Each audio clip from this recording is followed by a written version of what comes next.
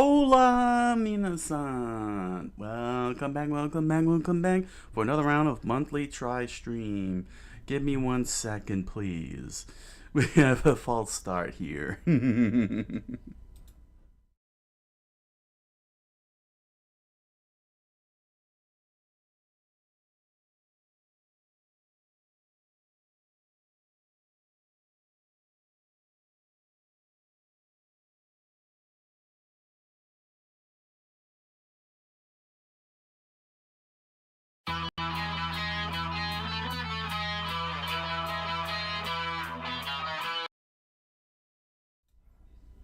Hola, minasan! Welcome back for another round of monthly try stream. There we go.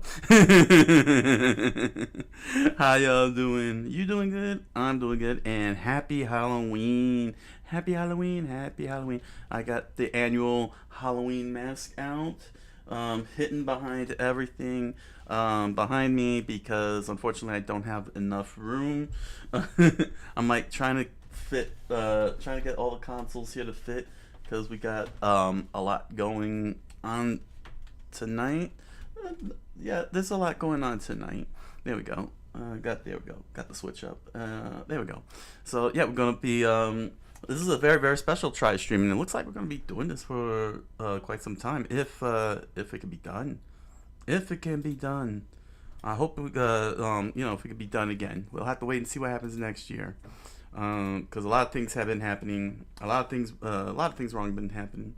You know what I'm saying? Oh, what's going on here? Huh? Hold on a second. I need to fix something here. Why is this not being fixed? Come on.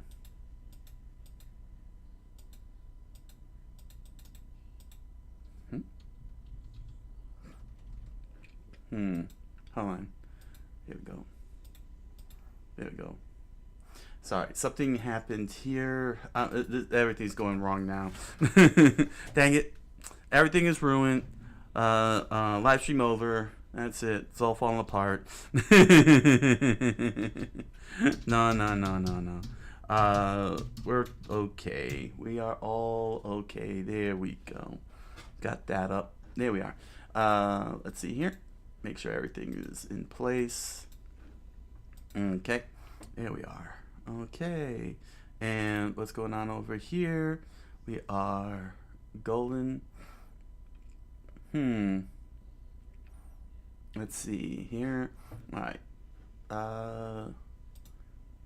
Okay, Kick is good, and Twitch is good, and YouTube is good. Okay, we're all good.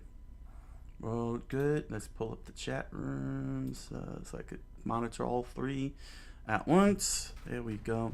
Yep. Halloween night. A vast majority. What sucks is that Halloween falls is on a Friday night. It sucks that it falls on a Friday night, because that means everybody's out partying and not watching live streams.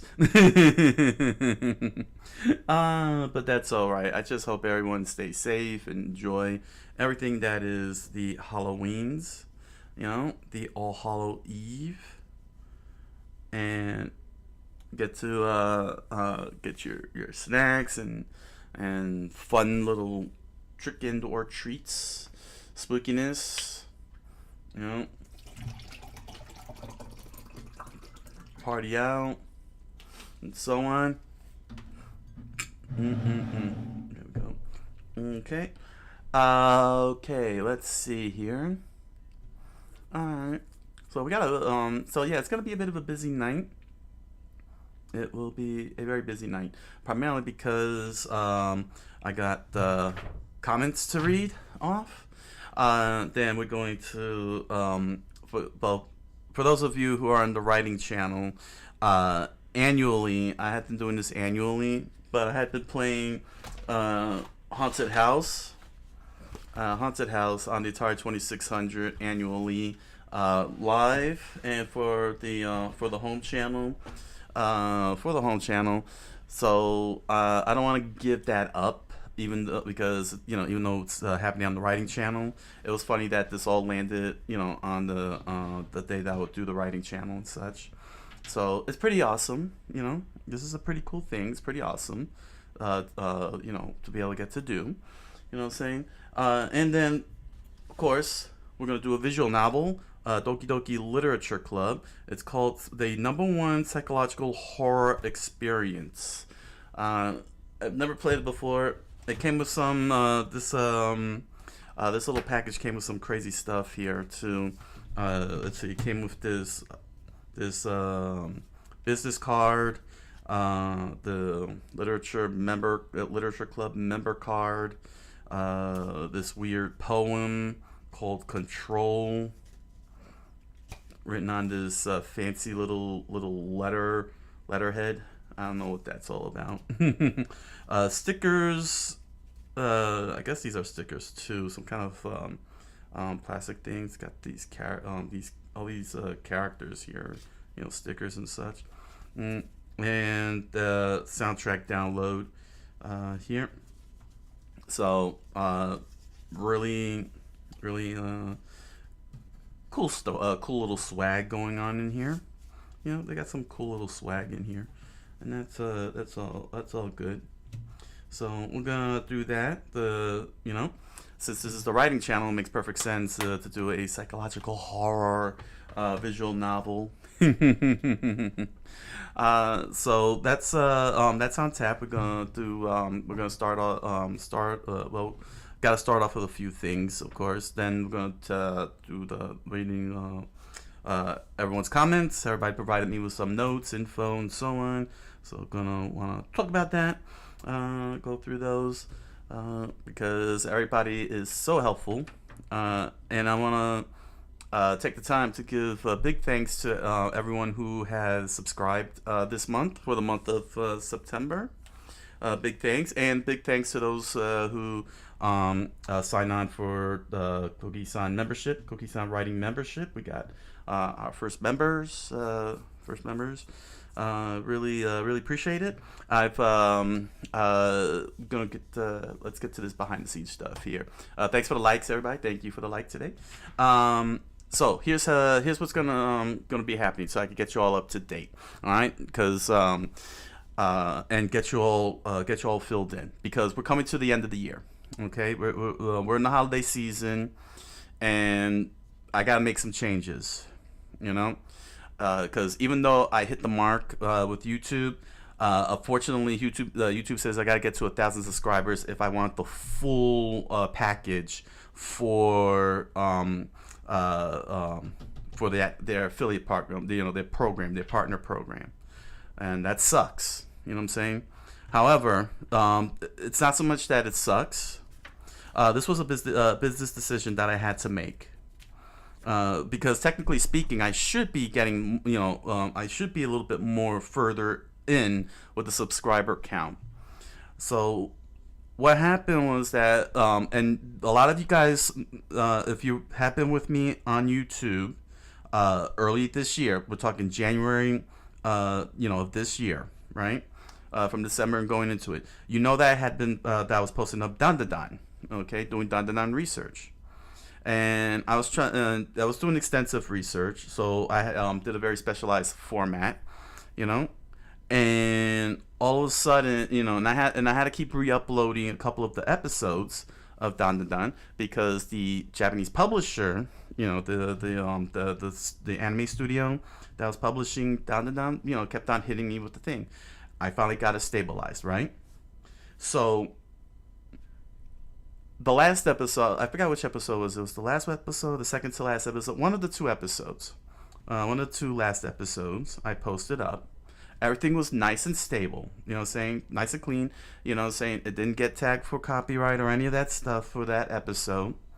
And then 48 hours later, Netflix came out of nowhere and not only tagged that episode, but went back 3 weeks and tagged 2 other episodes of my research, Dandadan research, and that meant that I had to re-upload all those videos. And when I was re-uploading those videos along the way, people started unsubscribing to me. while I was doing all that. And this was happening in January. I had just finished on the back end, behind the scenes stuff, talking to you know companies for my card game Savage Strikers. For those on Twitch and Kick, they know what that is. For you on the writing channel, it's a card game that I had been working on last year. All of last year, I went to Retro Lotus Game Store. They were very nice and gave me a whole month to showcase my card game.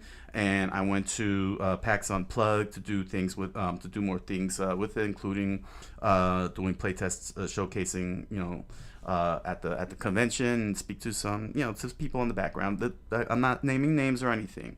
Okay, everything was just business. Okay, that's the thing that has to be understood. It's all business. Okay, so but the momentum last year that I had when I started doing Skibbity Toilet and I was getting all these views and everything, the algorithms kicked in, and then the algorithms dropped me while I was doing Skibbity Toilet research. Once I started doing Skibbity Toilet research, and then I started expanding to anime and everything, all of a sudden the algorithms dropped me. Subscribers started unsubscribing, while Netflix was tagging me for copyright.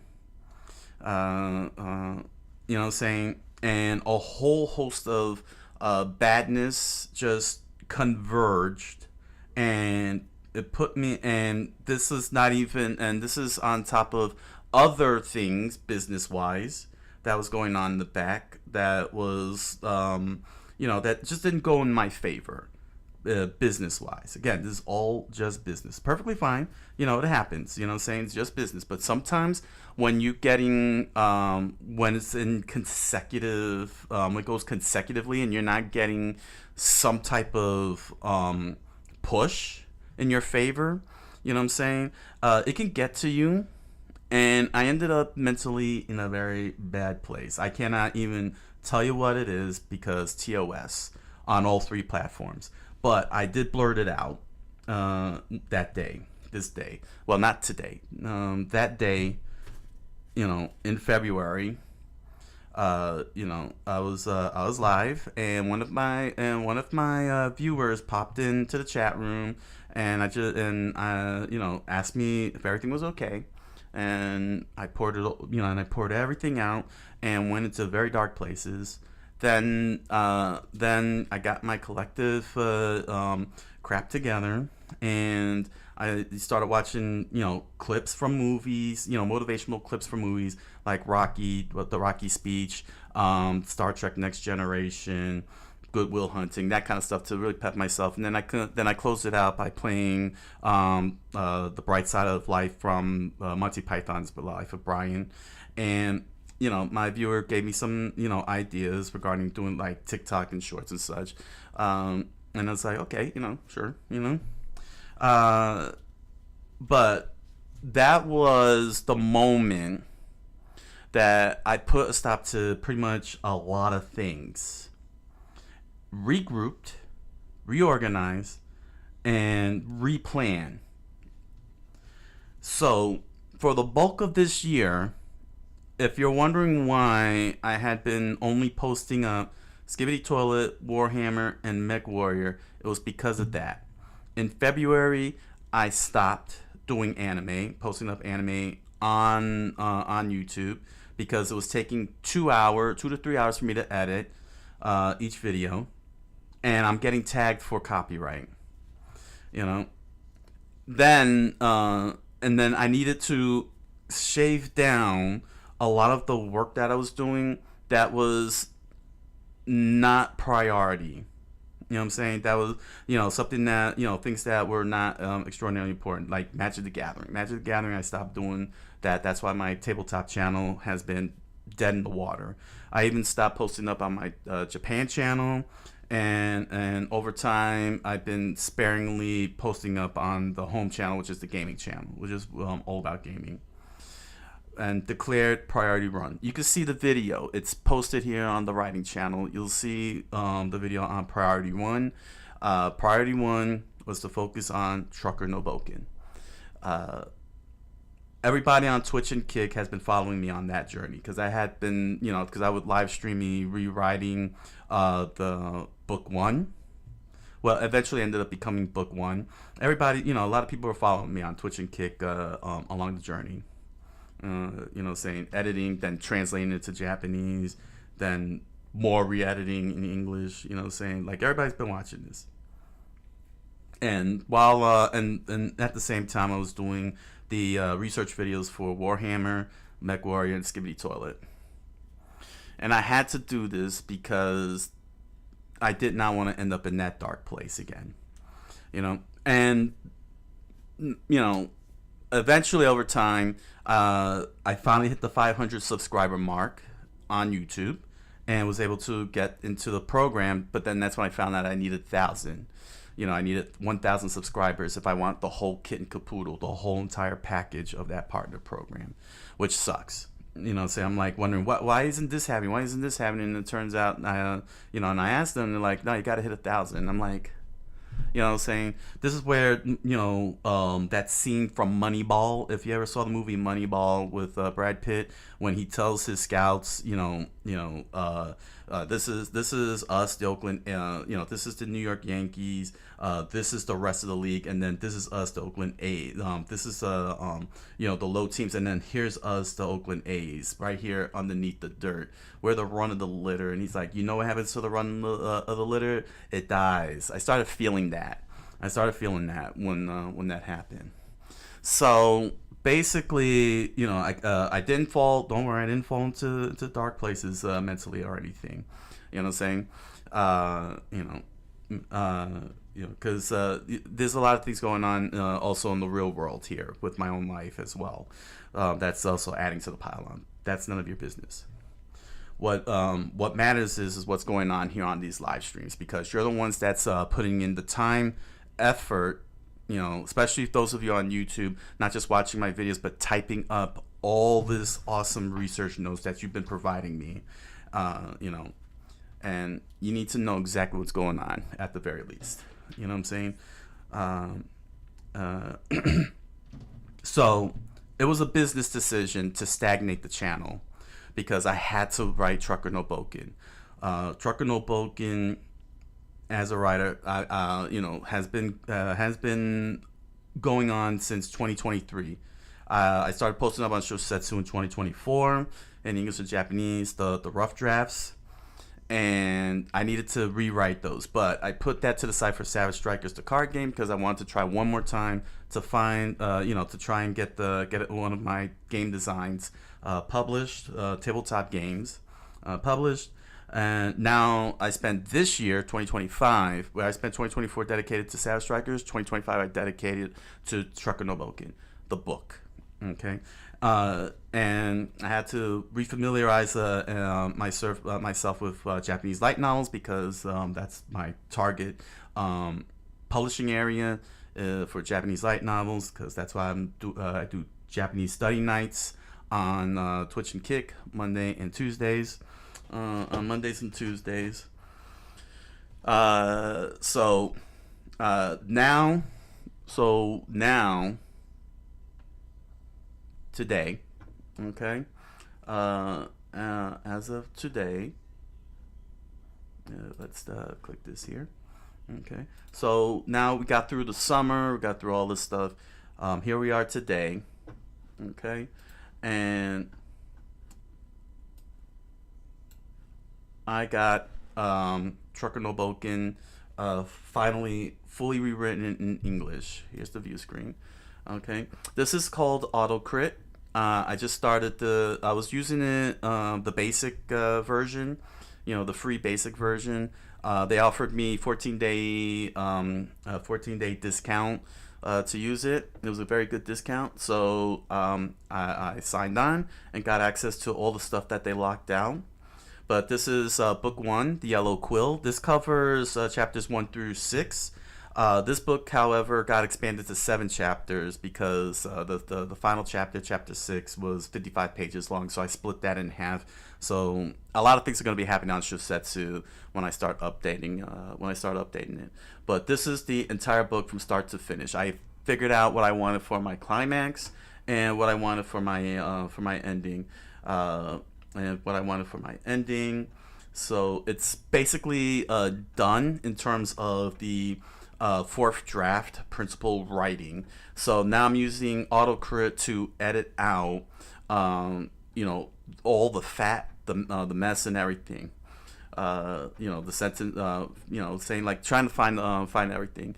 It's pretty good program. You know, it's very heavy. This comes with analysis, pacing, dialogue, and so on. You know, pointing out things that are strong. Summary report is actually pretty good. It's pretty good, but it still has a lot of flaws. It's got a lot of flaws because it reads the dialogue, your dialogue sentences as well, and counts that towards your narrative sentences as, you know, mistakes, as being grammatical mistakes and such. So it can't differentiate your narrative and your dialogue. So your grammatical structure is kind of overlapped and everything. But this is pretty good. They give you an AutoCrit score, which is the website itself, and of course this one here, direct comparison, which is against other books and such. I don't know if that's highly reliable, because on one end, AutoCrit is saying that I got a 92.2, which is a very amazing score.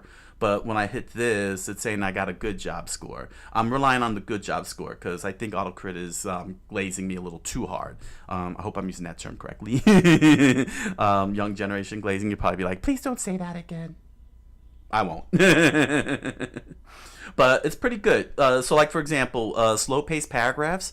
It found the paragraphs that it felt there was so slow pace. I went through all of it and I rewrote the paragraphs and turned that to 0. It tells me my average words per paragraph, average words per sentence, sentences by word count. So I took those extraordinarily long sentences that went 30 to 39 and 40 plus, and I basically wiped them out.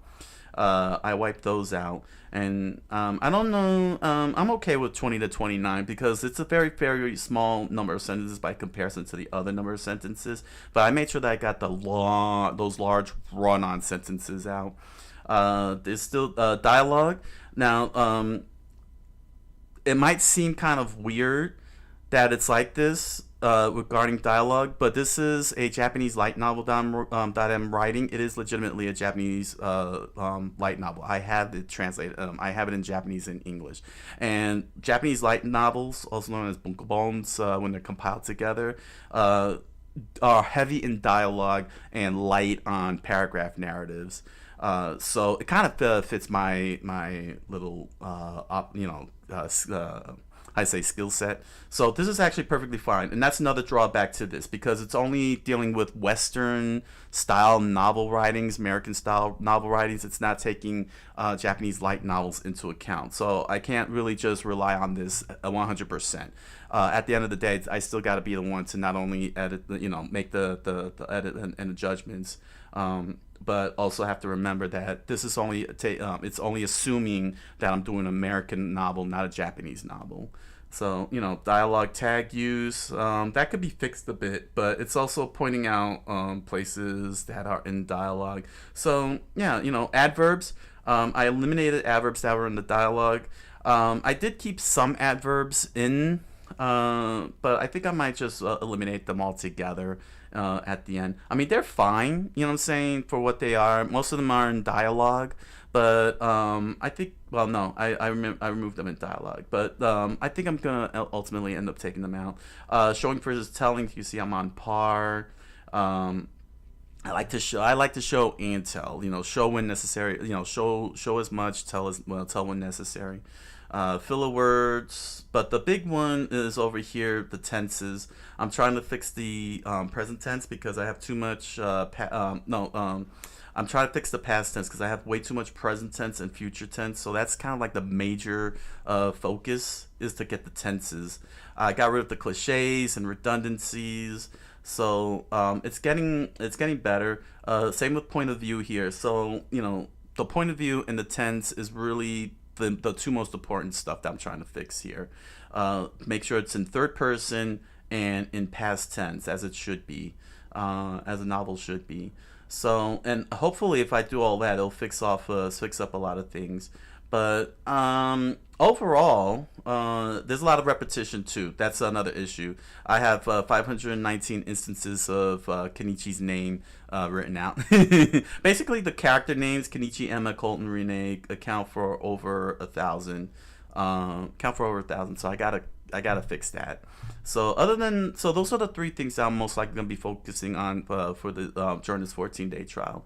But apparently, the Fleisch reading score has me at 86, 85.5, which means that people can read it right now. It's readable. It's fine and everything.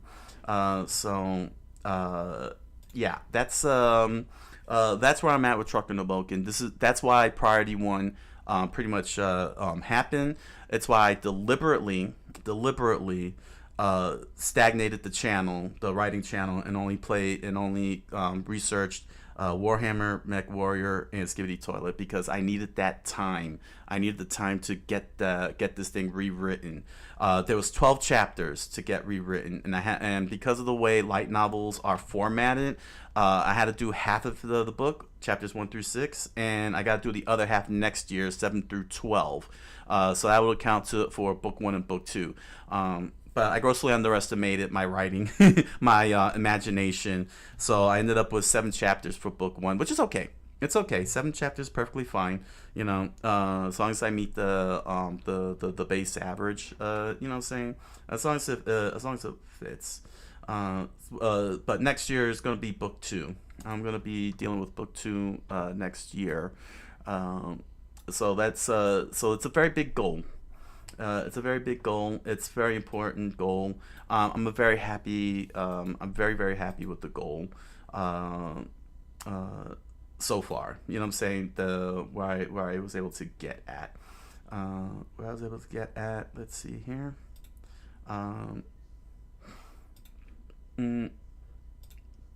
But because I have my channel stagnated, of course. Because I have my channel stagnated, of course, there is the issue of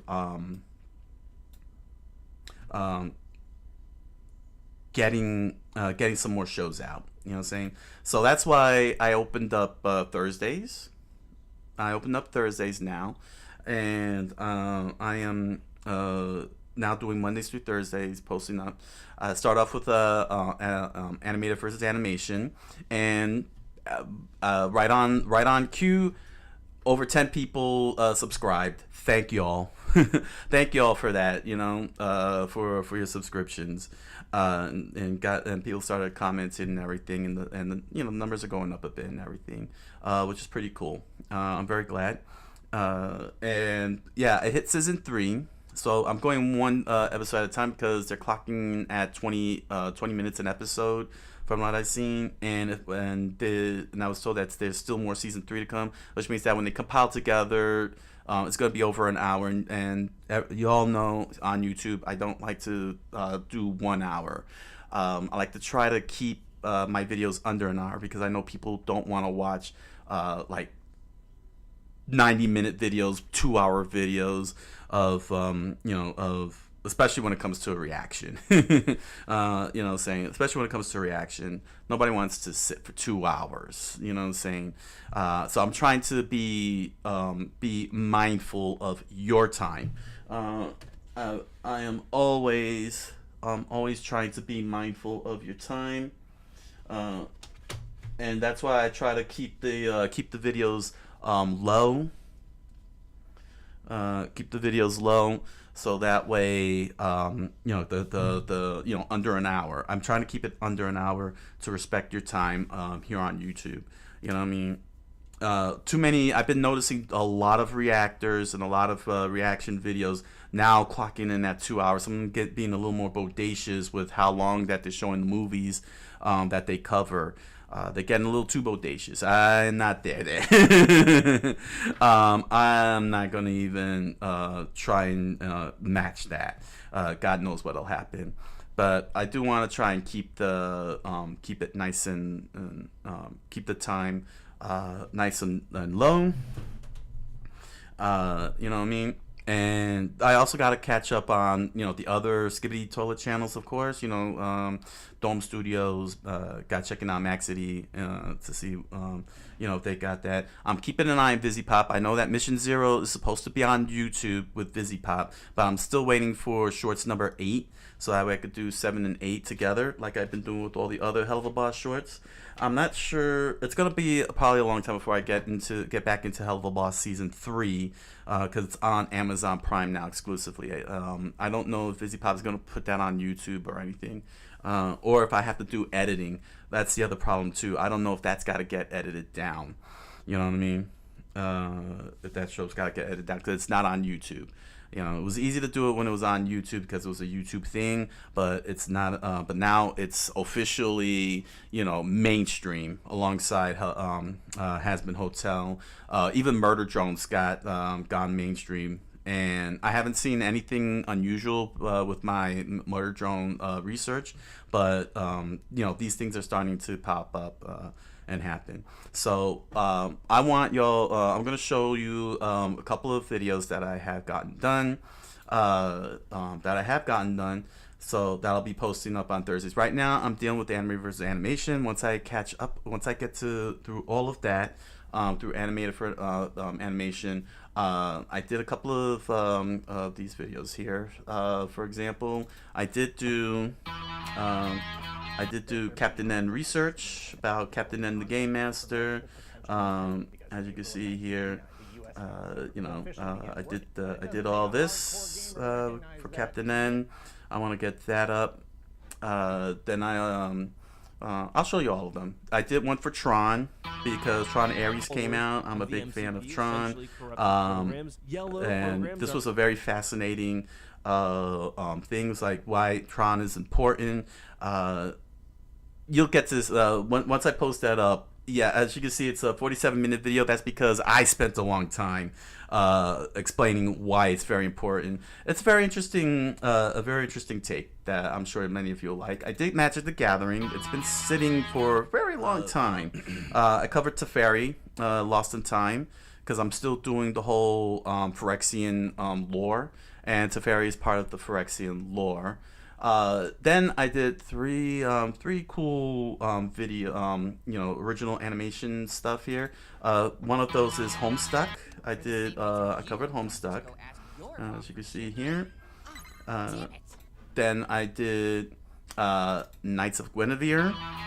Knights of Guinevere is done, so that's ready for upload. This one's a little on the long side. This went a whole hour because I had a lot on my mind. And finally, I did Bon from Geekgook, and you're gonna love my take on this. Like, I know this is probably gonna be one of my best takes that you'll get to experience. So that's all on tap for Thursdays. I'm gonna keep things consistent and keep Monday, Wednesday, and Thursdays focused on Mech Warrior, Warhammer, and Skibbity Toilet until I'm ready to end the research. Skibbity Toilet when I finally catch up to pretty much everything. I mean, I got another one on the queue that was recommended, Skibbidium. I'm kind of getting a little inundated with Skibbity Toilets now, especially because I got to check in on the other channels to see if they posted up new ones, including Gerasimov, which he already did recently. I hope you all enjoyed the research on that. But as I had said before, and I will say again. This is not a content farm channel.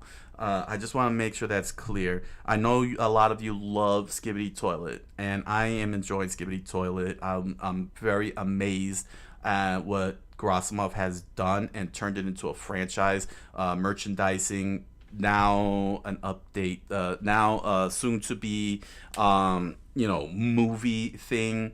Yeah, you get what I'm saying? It's pretty amazing. But I gotta make room for other stuff too.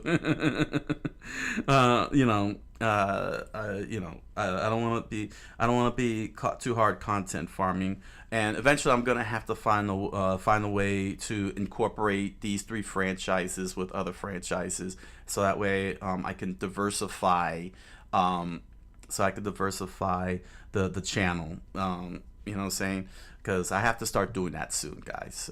I have to start diversifying this channel a bit more. You know what I'm saying? I can't stay on these three forever. I'm not gonna grow if I stay in the state. You know what I'm saying? I only did it deliberately because of Trucker No Bouken. So I already targeting getting Trucker No Bouken done in November this month, which is gonna be this month. You know what I'm saying? Tomorrow, starting tomorrow. So I'm kind of on crunch time to do this whole edit, the whole edit, and get get this thing done and back up on SYOSETSU with the update, and then I could make my formal self introduction, Japanese style self introduction in the SYOSETSU forums, and start building up Japanese readers for Trucker No Bouken. I hadn't spoken to any of them yet because this was a complete and total change with the book, and I wanted to. And so I never communicated with anyone on SYOSETSU, but I have to communicate, But thankfully, my Japanese is getting there. My Japanese is getting there, both reading and writing. I haven't given up on,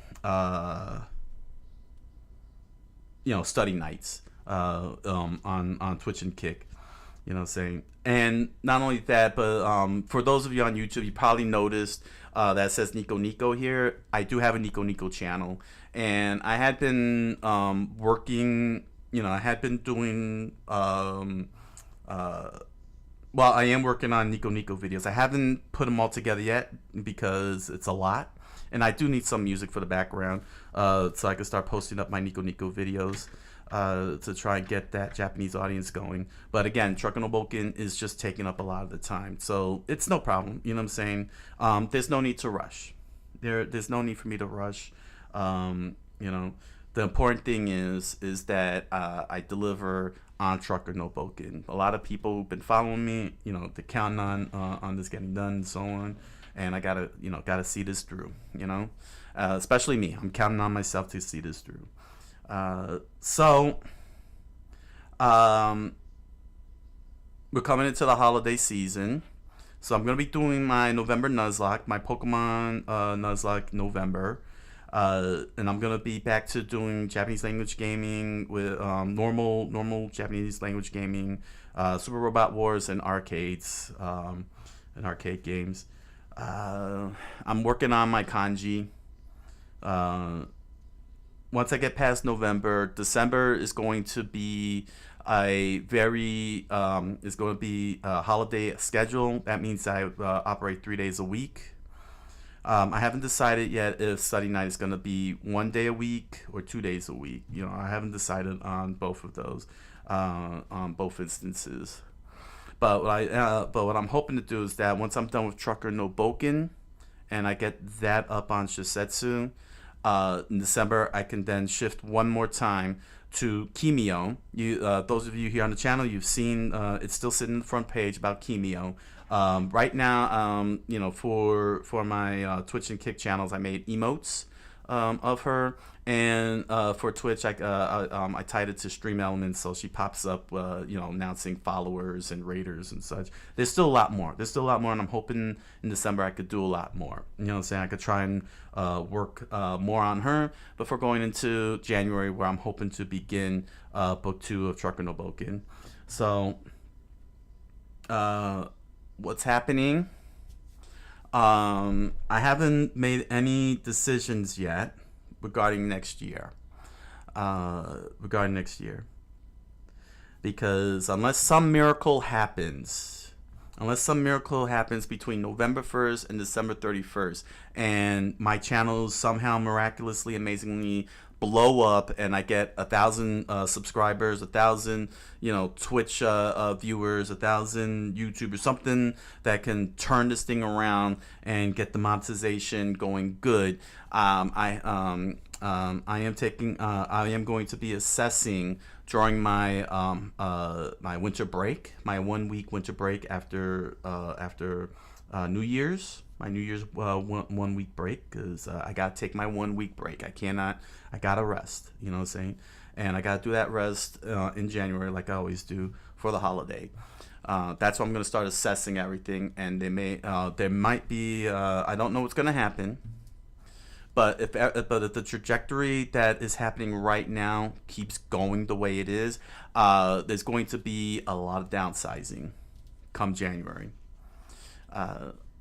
and I'm going to have to prioritize, you know, what where the momentum is.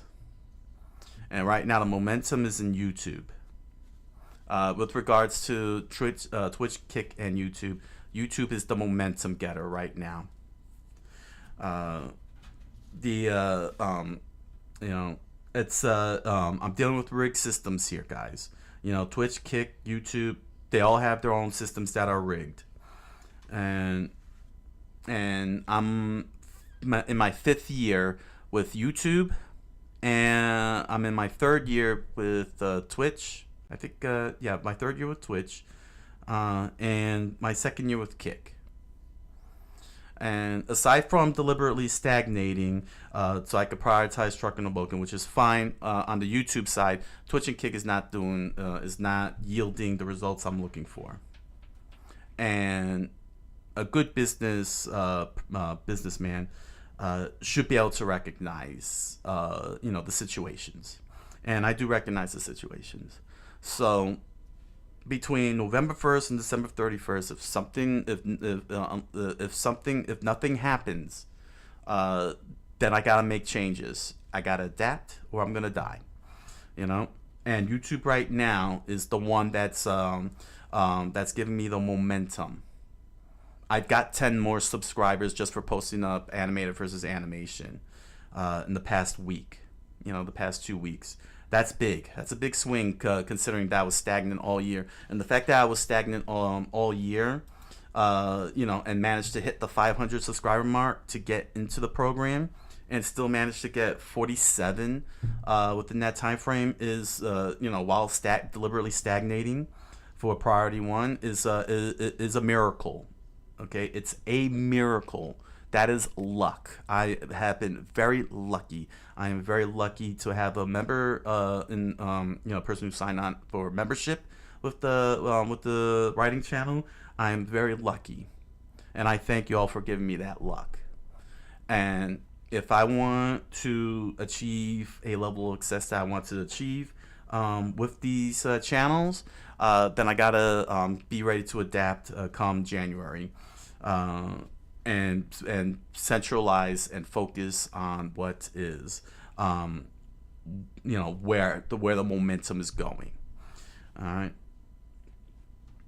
What I'm gonna do, we don't know. We got 2 more months of this year. We got 2 more months, and real life is catching up with me. You know what I'm saying? Real life is catching up with me. And I have to be the adult. You know, I gotta be an adult. You know what I'm saying? You know, I've been very adult about it. You know, no complaints, no nothing or anything. You know what I'm saying? No complaints or anything. You know what I'm saying? Everything is just business.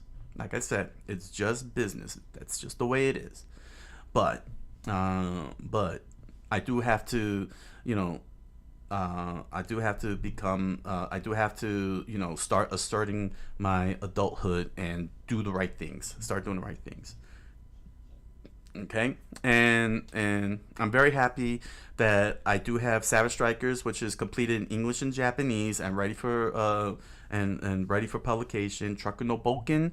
Once I get this edit done and translated to Japanese, I'm gonna have an English language and Japanese language version done. And if I have enough time, if I could get that December, I could work on Kimio. Try to get Kimio where I want to get that product in, and in 1 calendar year, January of 2025 to December 2025, I would have fully completed 3 intellectual property products in English and Japanese ready for something, for merchandising, publication, something like that. You understand what I'm saying? That is a great accomplishment. I couldn't have asked for anything more. And this is on top of all of you guys, all of my subscribers, my viewers, my chatters, my lurkers, work lurkers, but specifically the people watching VODs, all of you sticking with me this whole entire calendar year.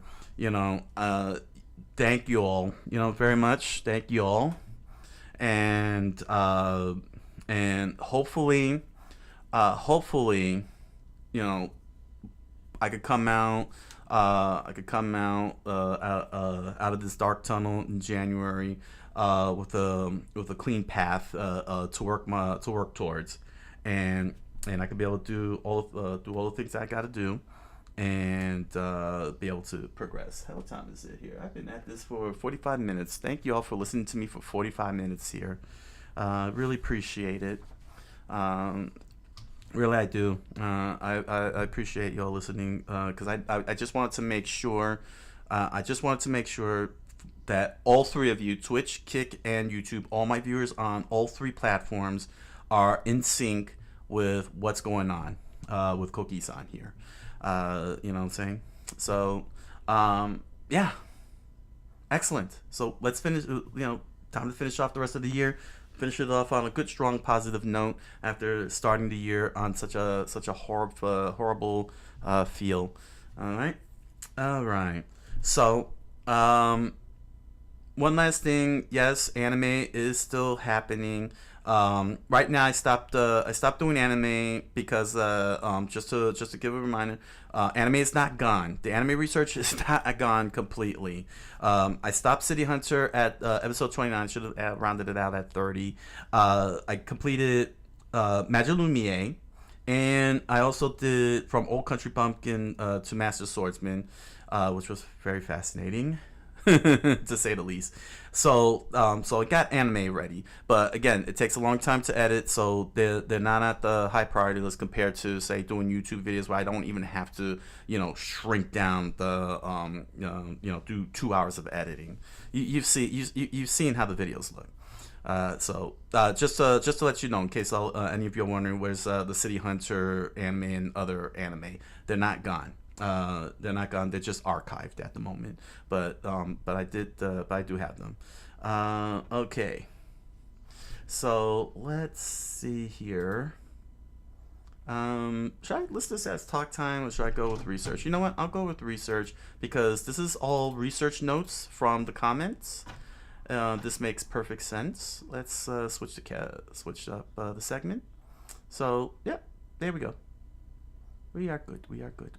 Thank y'all. From the bottom of my heart, thank y'all. All right. We got some research notes here from the comments section. Big thanks to everybody on YouTube that posted up all month long. There we go. We got the notes ready. Okay. So let's get started here. Okay.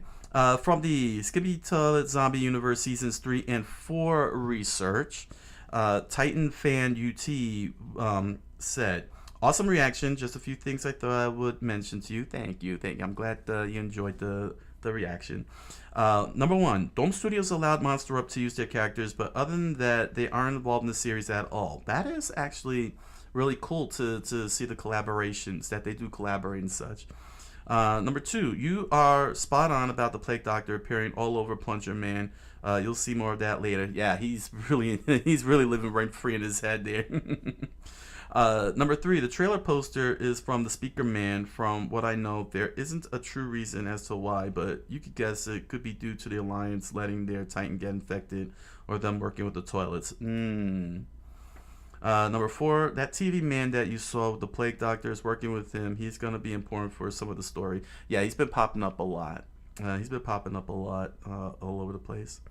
Number five, you'll see a lot more about that gun. Its name is X-18, and it's going to be important. So we shall note that. It's called X-18. Let's see here. All right, next up, from my Warhawk Masakari Assault Battle Mech Research. Vilkril 65, friend of the show, friend of the show. Now, I'm wondering if the Masakari was the base design for the Cygnus. Time to go look. Yep, Hell's Horses scaled up botched the redesign. I may think X4 PPC and not enough heat sinks to fire 3 at a time is a mistake, but they beat exposed autocannon belt feeds. Omni-mechs are cool in theory, but add 50% to a unit's cost, useful for arena combat, but expensive for a battlefield unit. Then you add the extra light engines that the clans prefer. I think they double a unit's cost. I'm with Tex on this one. Give me a lance of awesome AWS 8Q. That's 12 PPC and plenty of heat sinks to fire them every round and 4 assault mechs to deal with. That's a good way to cook yourself alive. Generate 60 heat with just a 4 PPC, can only sink away 40 of it. I really don't understand designs that generate 50% or more heat, then they dissipate with range bracketed weapons. It makes sense. But when weapons are all the same range bracket, Listening to this again when not distracted, remembered something from the Operation Audacity novel. In the books, weapons have a cycle time that isn't duplicated on tabletop, so it looks weird for tabletop design. Does make sense in setting. Being able to volley fire with a PPC in pairs makes for a higher paced barrage for the enemy to deal with. Rate of fire is a big deal for a real battlefield. On tabletop, it's a detail that could further bog down an already calculation per turn heavy game. Very true. That's very true. The Mech Commander PC RTS had cycle rates, but it didn't have the heat mechanic. The Mech Warrior first-person shooter might have cycle rates, but I haven't played this one. Recharge time and heat are both part of a cycle rate. Incorporating both in granular fashion could be detrimental to tabletop play. Thank you. From Space King 3, The Imaginator Research. Vickrel65 wrote, this is as ridiculous as Doghouse's Cosmic Space Knights of Doom found on the Bolter and Chainsword forum. Oh, okay, sorry, I missed that part because I was looking for the video. Did you cover the first 2 parts of this cartoon? They're fun. Thank you for the find. Yeah, I was trying. Yes, I did cover the first 2 parts. Space King 1 and 2. It's posted up. Just go into the playlist. I should have them separated in the playlist as Space King on its own, because I kind of realized it's buried in the other playlist. Let me see here. Let me double check for y'all. Because I know I had done Space King. Yes, I did create the Space King playlist. So if you want to check out my my research reaction to Space King series, you'll find that. Find it in its own playlist. Writer research and reaction, Space King, all 3 episodes up. Go on in and have some fun. Have some fun. I misunderstood because I'm like looking for Cosmic Space Knights of Doom. But now I understand you're actually talking about Space King. Looks like 40k logic. The Space Wolves chapter dropped the moon on a planet to collapse a planetary shield in one of the Horus Heresy novels. Crank the nonsense to 11, have some fun. Most definitely. That's why Space King is so awesome. And now that I'm getting more research in, now I'm getting a lot of the references in Space King. Maybe I should consider Maybe for another live stream, just revisit Space King 2 now that I have so much context to it. Because when I watched Space King 2, I was completely lost from it. Space King 1 was very low barrier of entry because it was just ridiculousness. You didn't need to know who was who. But Space King 2 felt like you had to know Warhammer. So that kind of shifted everything. And now with the 3, I was like, oh, those look like Necrons. Oh my gosh, those are Necrons. Yeah, I was like really bugging out as to whether they were Necrons or not. From my Skibbity Toilet Zombie Universe Seasons 5 and 6 research, Chance the Gamer 8132 said, as of the current season, the main sides is the Alliance, Speakermen, and Zombies. I saw their fate in the last research. The main reason the Speakermen left the Alliance can be seen in Season 6 with propaganda saying cameramen are traitors and they protect the enemy. There's the thing is so chaotic. It's very hard for me to spot everything, especially when they throw in those live streamers. Saying I'm like, oh, there's some live streamers here. As signs in Speakerman base, it happened after Titan Speakerman turned into a zombie. Also, the one TV man is a traitor to the Alliance side since he's working with zombies. This is only current season sides. Get more complicated as time goes on, but I'll try to keep it spoiler free as I can with later seasons. Thank you. Yeah, it's it is very chaotic, and I had pointed out how annoying the shaky cams started to get in the last research that I've done, most recent research. So yeah, trying to keep everything on track and such, and it's like, oh wait, when did this happen? It's very frenetic. It's not bad, but it's very frenetic. It's very frantic. First Secession War, Sins of the Father research. Vickrel65 said, in Ghost War, it didn't seem to matter much. Flags changed, taxes get shipped to a new master. As long as their homes were intact, the people continued on. In Operation Audacity, Adam Steiner freed the planet from Jade Falcon control. The population told him not to make planetfall.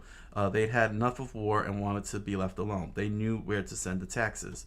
Yeah, the civilian side of the series is just so tragic, man. It's horrifying what these houses are doing to them, especially Jinjiro. Oh man, the Kantari massacre was just horrific. Apparently, YouTube doesn't like external links. Hesperus was rich in minerals industry, were worth near anything to control, vital to deny the enemy. I think Science and Sanity mentioned it produced almost a third of Lyrian mechs. Katari is pretty short. Lord Kurita get off his mech to take a stroll and got sniped. I'm glad I didn't finish reading that. I'm glad I didn't finish reading that comment. I would have been so mad for the spoiler there. His son put the planet to the sword. Not bombardment, not firing squad, but eye-to-eye execution. The population by the sword. Yeah, this was Sins of the Fathers. I hadn't gotten into the Dishonored one. Now that I did the Dishonored one, it's like, oh my god, these writers really laid it in thick. From my Treyarch Sharek, the Silent King reaction, the Remembrancer. Thank you for your analysis. Hope you continue to enjoy Tales of the 31st Millennium. I had replied back on the channel, and I just want to say live, thank you for making these videos. I hope I could find one specifically on the Lords of on the Leagues of Votan. I would like to see what you came up with on your channel, what your research is on it. It was very helpful, and I like the narrative approach to it, like the storytelling. It has a nice little storytelling aesthetic to the documentary. So yeah, again, Remembrancer, REMEMBRANCER. Make sure you guys check the channel out. It's really good. I really like the approach, the narrative approach. So we're definitely going to keep visiting later down the line.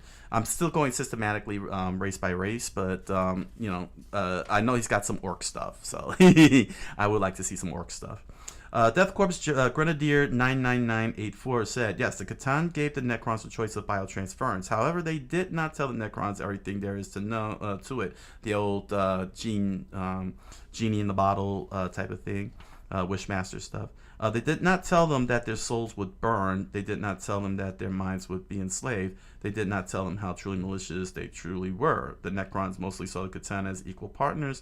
The Catan, however, saw them as insects with which they could play around as they please and conquer the entire galaxy. And now they are batteries for the Matrix. The Catan became the batteries for the Matrix.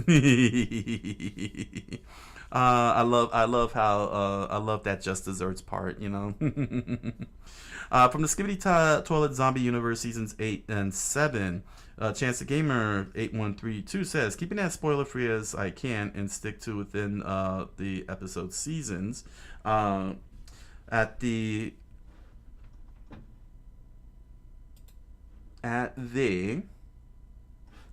it. At the 5 minute and 4 second mark, 5 live streamers is people that have reacted to the series Monster Up in the first arc. Likes to put a lot of YouTubers who have reacted to the series in the background. Fun little way to thank the community and such. At the 17 and 3 second mark. Perfect. Oh. Let's see. 2 fun facts about the episode. Let's see here. First, actually, you know what? Let me make sure that I got that right. Oh, yep, I did get it right. Okay, I did hit the right number there. There we go. Here we go. At the 17-minute 3 second mark, 2 fun facts about the episode. First, all throughout the Punch Man vs. Zombie TV Man fight, if you look at the background, you can notice yellow flash. That's it right there. Yellow flashes of the Astro Zombie indicating he's in the area. Just a little detail I enjoy. So here's the yellow flash right there. And 2, if I remember correctly, this episode got delayed for a day, I think, because the rendering was taking so long from all the bats, which is all these guys here.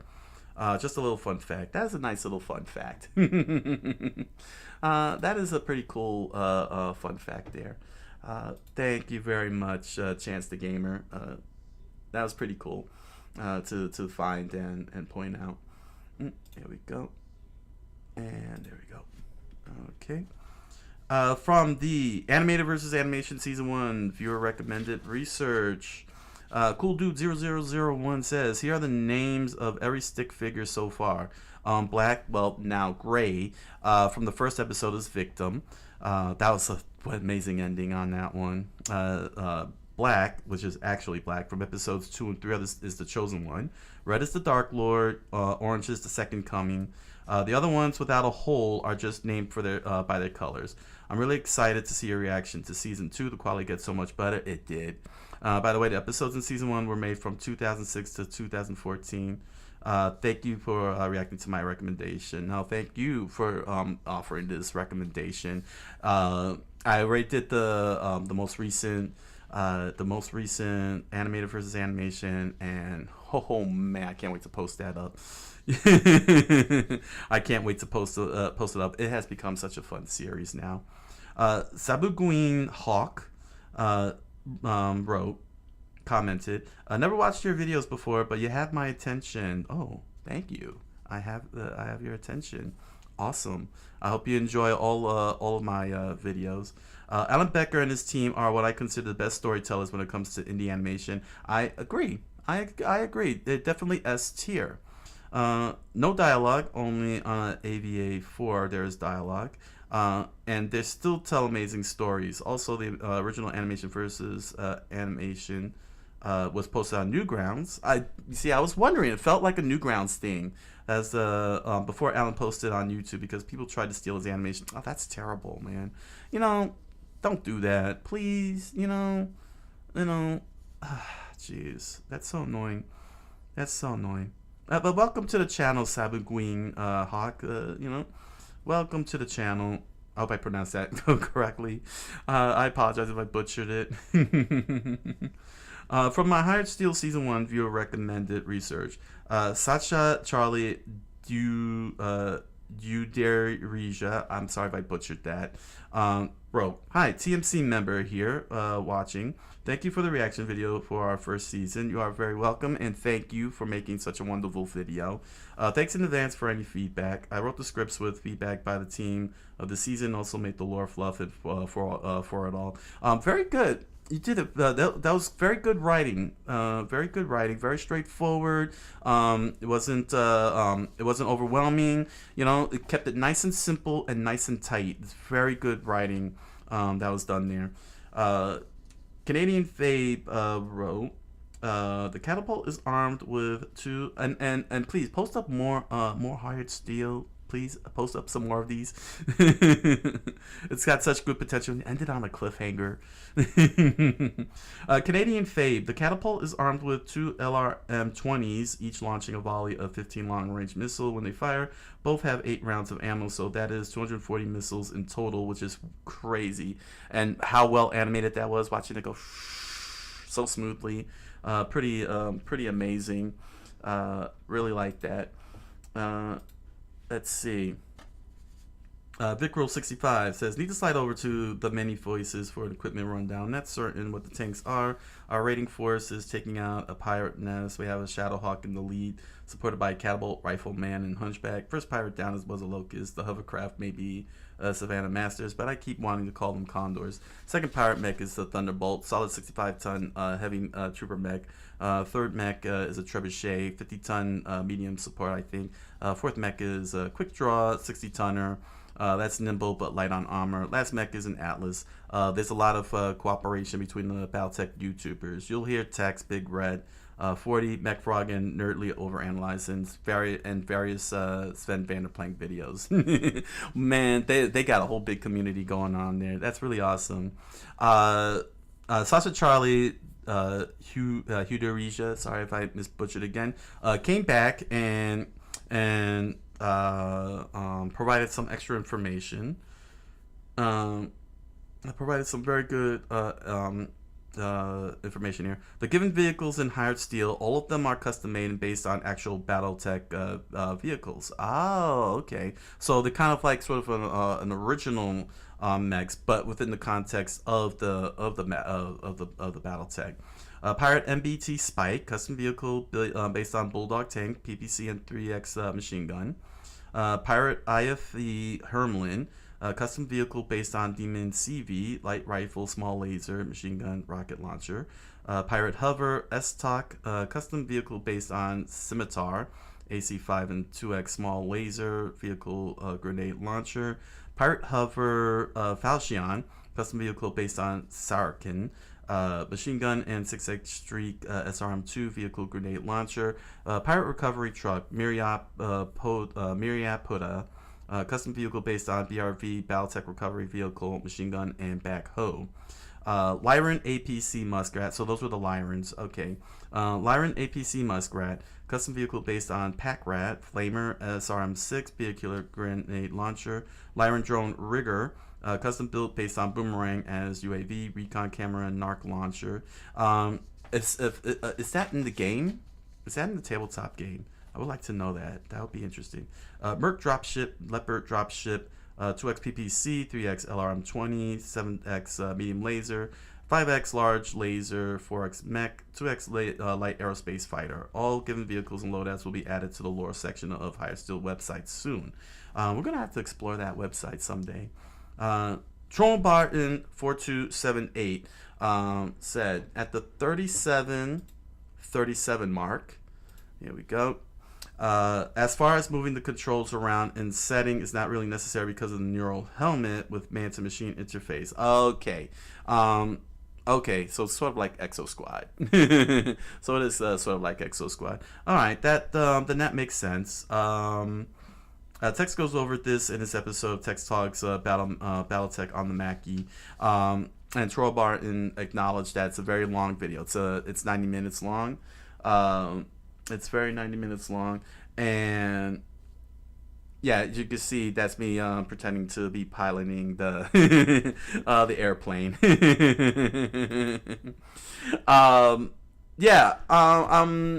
Because I'm getting more recommendations for BattleTech, and I want to first prioritize Troll Barton. I'm trying to figure out how to approach the 30-minute, because I would have to cut that down, and I'm trying to think if there's a way for me to break it down in parts, the logistics of it, because I would like to do that. I want to make an attempt on that.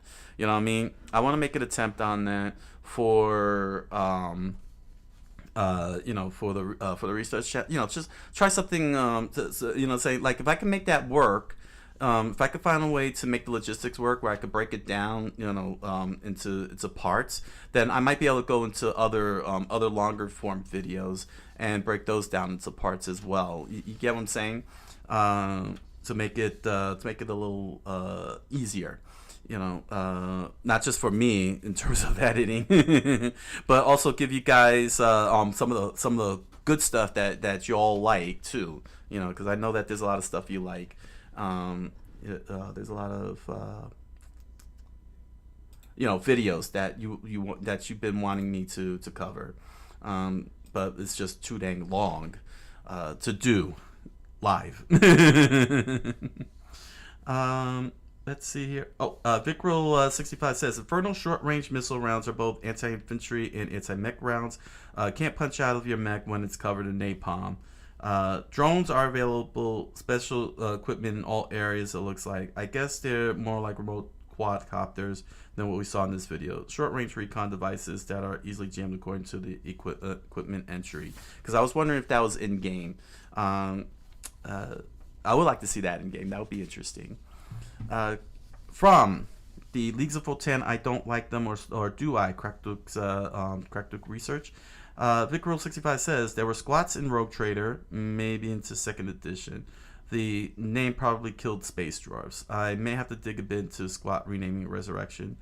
Being short and stocky on a high gravity planet would make sense, more sense than the hulking broods from Anne McCaffrey's Dinosaur Planet books. Dinosaur Planet books. I'll have to look at that one. Yeah, I'm still having a hard time with Leagues of Votan. Are they actually humans? If they're humans, then I'm wasting time because I'd rather save them for when I cover humans. If they really are Xenos, an official Xenos, there's not enough videos out there right now, and I'm starting to come across the same videos that's just giving their take, the same take from a different different way. You know what I'm saying? Like I'm getting the same information, and if I can't get any more in the next 2, then I'll move on to the next race because that'll be 5 videos, and I don't want to be repetitive. It's a tough one. From the official Skibidi Toilet, episode 79. So I had posted that on in the comments, and I'm gonna make sure I say it live. I'm going to wait for full episodes moving forward. I'm not gonna do the part 1s anymore. So once a full episode comes out, namely episode 80, when episode 80 the full episode comes out, then I'll cover it, and I'll be doing that moving forward. So from the Skibidi Toilets, from the official Skibidi Toilet, episode 79, full episode. Cool Dude 0001 said WOD means Watchman of Doom, in fact, the Titan TV man, and TSM equals Titan Speaker Man. So I'm gonna make sure that that's noted. Also, WOD has the old design in part 1. Part 2 and 3 have the new design. So in the full episode, he reanimated the WOD scenes in part 1. Maybe that's why there was some frame rate drop. I think it was a mistake. That makes sense because I saw the frame rate drops, and I'm like, what is going on here? The quality just went. I felt like I was watching The Matrix. But if it was a redesign, then that makes sense. That makes sense that the slowdown would have happened. Which means then I should not be watching part 1s and part 2s anymore, like that. If that's going to be the case, if the full episode is going to have redesigns and such, then I'm just wasting everybody's time, So we'll just wait until episode 80 is out, the full episode. Saw Grill wrote, many fans are skeptical because of the goofy transitions and audio quality of the full episode in part 3. We don't know if it's because Boom is intentionally trolling or not, but we have seen some emails where he responds sarcastically about the whole situation. We don't know if the quality being bad is lore relevant or just a meta troll. So I suggest to wait until the full season comes out so we could see the final version of this episode, whether it will stay like that or not. Okay. Yeah, we could do that. When he compiles the whole season, we can, we'll see all the new footage, and we can then hard check the older releases with the new ones, and that could end up, becoming a final decision if I should just wait until he actually does all of it, because I'm not going to, react with if there's going to be slowdowns and such, and then. You know what I mean? I want to see the full quality level product. Excuse me. Animated versus Animation Season 2. Dr. Clockwork Games wrote, Alan Becker isn't the only one doing these. He did the first season on his own, which is amazing. Reminds me of Daisuke Pixels, who did the Cave Story. Just one guy did that whole entire game.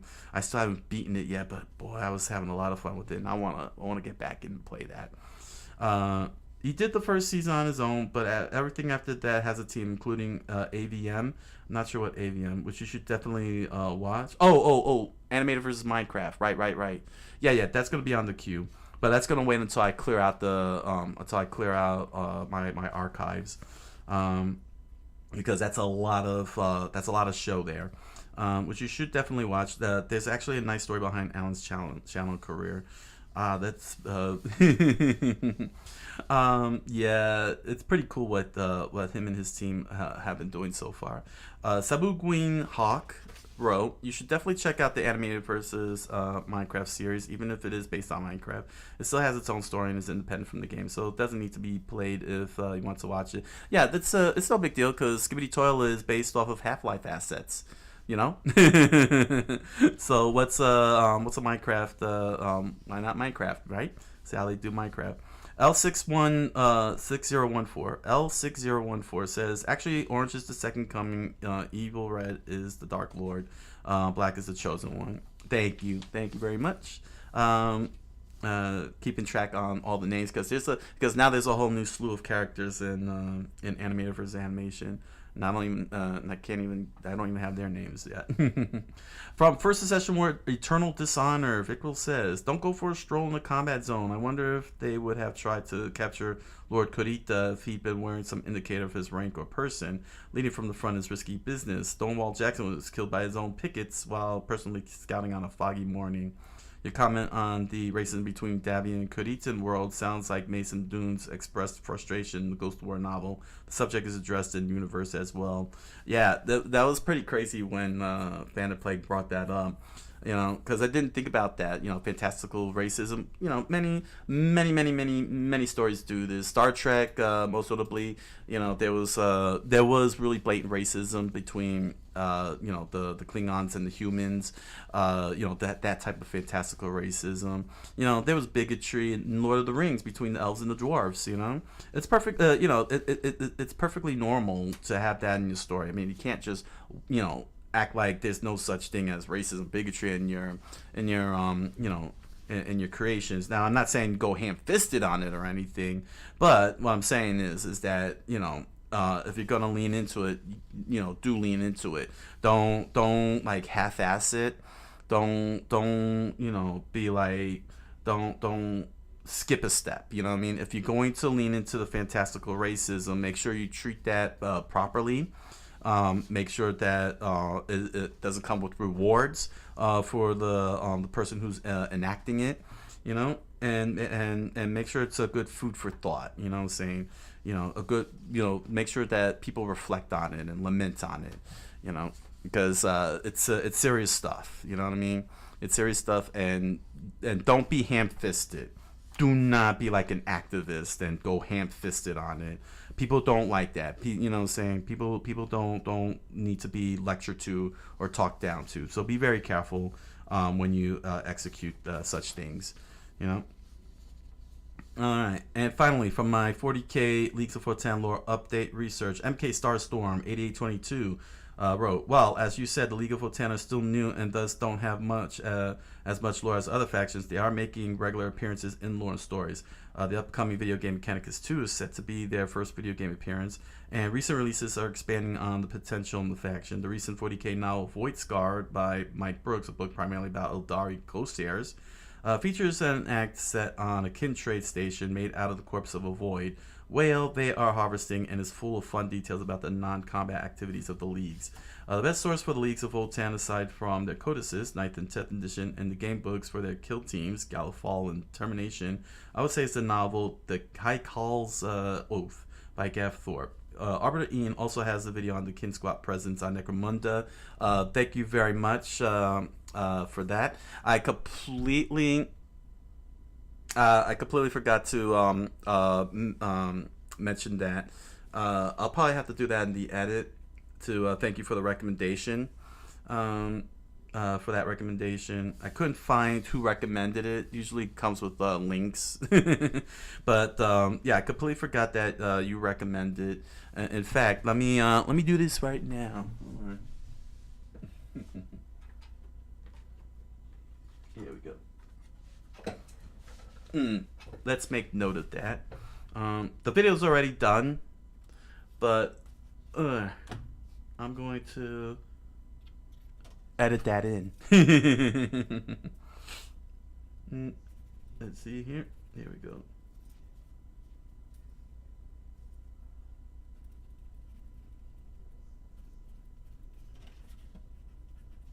Okay. So I'll make sure that's taken care of. Thank you again for the recommendation on Necromunda. I'm glad that I'm still confused though. Watching the Necromunda, haven't done the Necromunda research. I'm still a little confused. I feel like well, I had explained everything what I was thinking of, but yeah. There's a lot my brain is screaming about regarding that. There we go. Alright, so thanks again for that recommendation for Necromunda already in. New versions of Space Dwarfs in 40k, as well as an interesting look at kin that live within the Imperium. And Vicryl65 wrote, I thought the Votan were a human faction. That's why I'm still confused about it.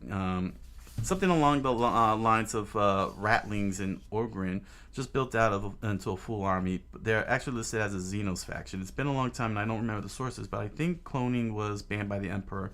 He also annihilated most abhumans. Somehow Ratlings, Orgrin, and Felinids were exempt from this extermination. Maybe Voltan are seen as something akin to a Mechanicus thrall. I'd hope GW would have a blurb about them on their website, but it's models only. Just trying to square them with what I remember of how the Imperium of Man treated humans based on starfaring groups. Okay. Yeah, I am having a very rough time with the Leagues of Votan. And like I said, if they really are a human faction, a legit human faction, not a Xenos, then I gotta put a halt. Because I'm jumping the gun here. Humans are supposed to be last, not right now, and I'm missing out on the others. Not just only that, but there's not a lot of information right now. If there's no new lore videos on Votan, after the next two research videos, that'll be 5 videos on Votan I've done. If it gets repetitive, then I'm gonna have to stop and move on to the next race and just wait until they build up more lore, like they should. So, yep, that was reading from the comments. Thank you, everybody. Thank you all on YouTube for all your research, your notes, your information, everything. It was pretty fantastic, very helpful indeed, and I'm very glad for all your support. Really I am. Excellent. We have made a good time. So let me take a quick break here. We gotta take a quick stretch. My back is hurting me, and a few other things. I'm sure all of you would like to get snacks and use the restroom and so on. So I'll see you all not too long, and then we're going to proceed with tonight's game. We're going to start with my annual Haunted House playthrough of on the Atari 2600. It's an annual tradition. Sorry, writing channel fans, you're gonna have to go through it. I will not skip a beat and not do Haunted House on Halloween. Then after that, we're gonna do Doki Doki Literature Club visual novel horror experience, as it was touted, one of the best experiences. We'll soon find out. All right, so I'll see you all in a bit.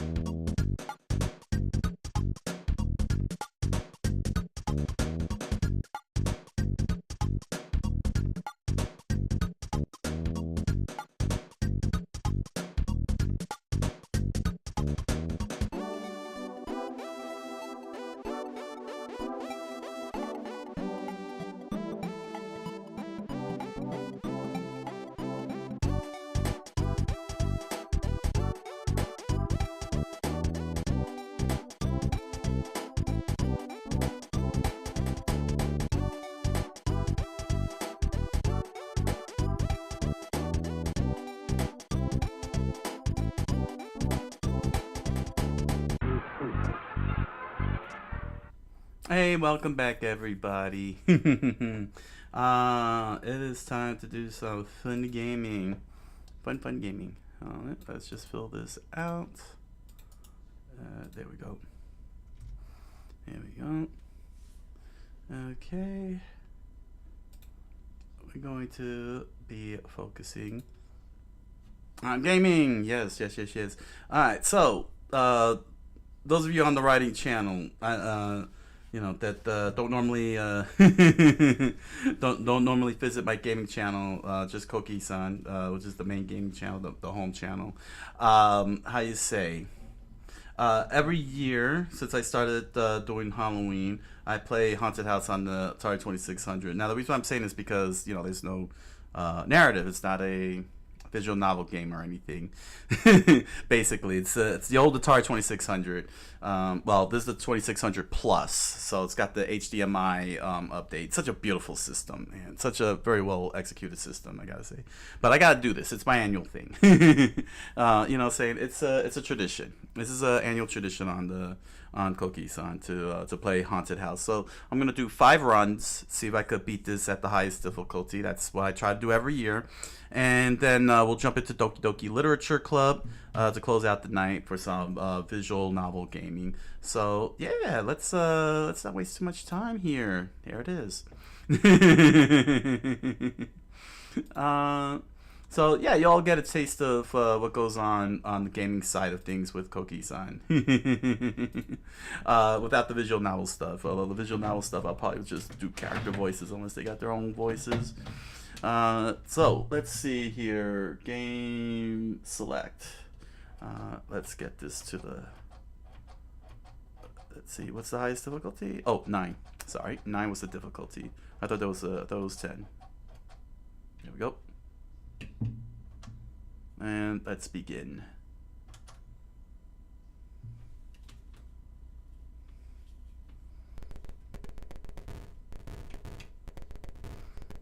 Yep. So the objective, simply enough, guys, is try to find the 3 hidden treasures. They form like a trophy, and then get out, escape, while avoiding all these scary guys. That spider is always nuts, man.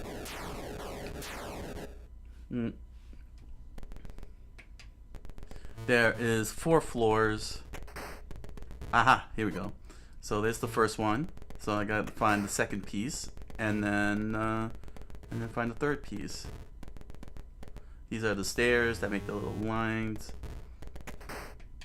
Gotta keep flashing the lighter, but I believe since I'm in the highest difficulty, there's only so much lighter.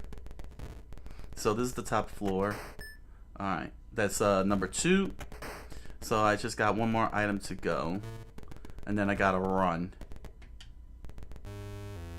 Alright, so I've used lighter number 4.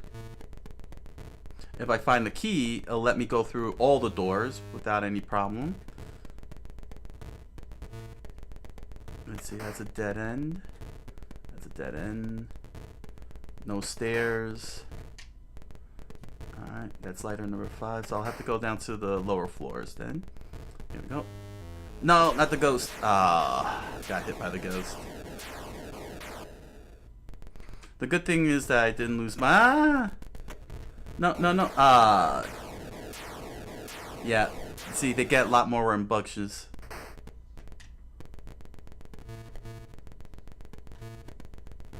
Here's another set. Dang, they got me. Alright, I'm still in it. I'm in the second floor.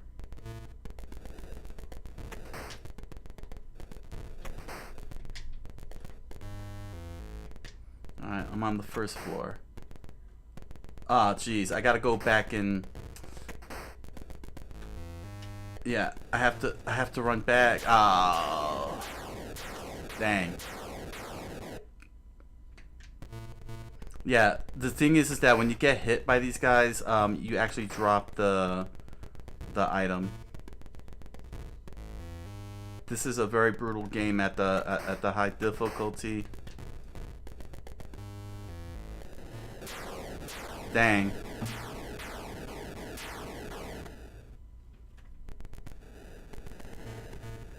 Ah, come on.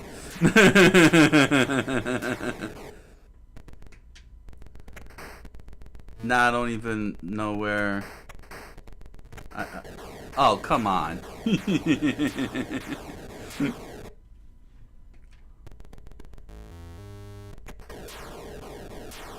That's it. Yeah, once you drop the item, you're pretty much screwed. You know, because trying to find it is very difficult. It's it could be very, very difficult to try and find it again. All right, number 2.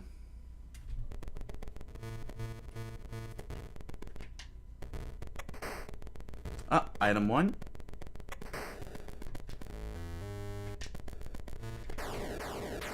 Dang. Oh, yeah, they took the item away. Let me go back down here. Let's see. It should be.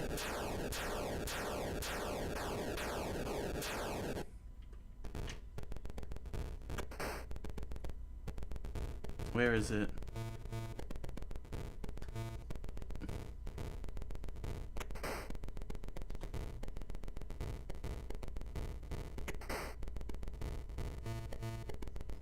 I wish I had. Yeah.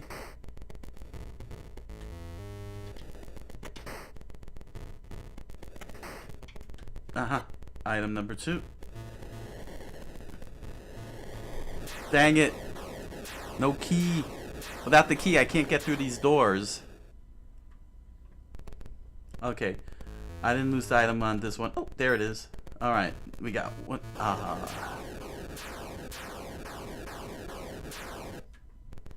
Alright. I'm lucky.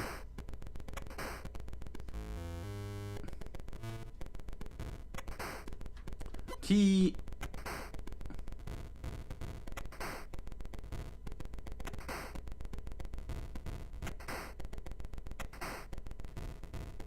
Alright. So it's not on the. Ah!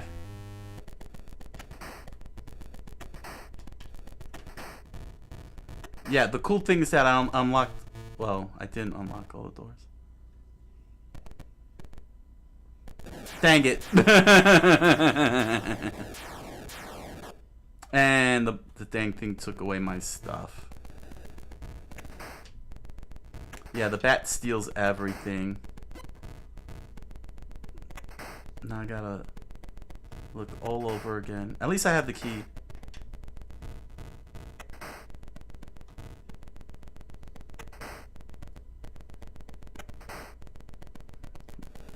Dang it.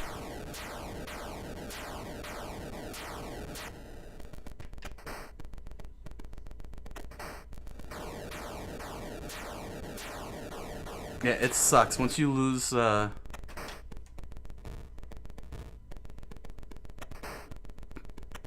I have to go downstairs. That's game. I still got one more chance.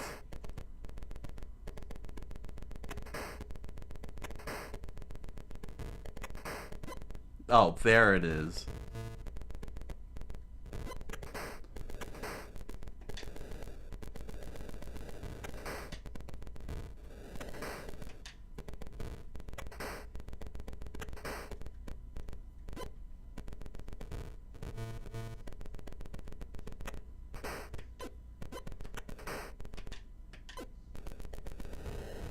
Dang it.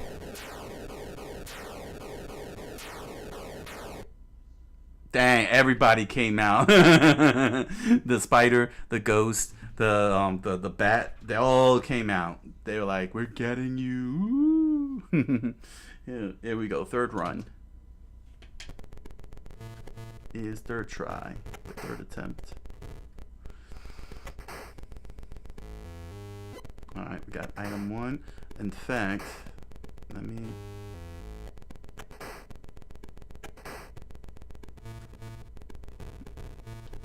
Yeah, I will put you right there. So that way I can just run back to the first floor.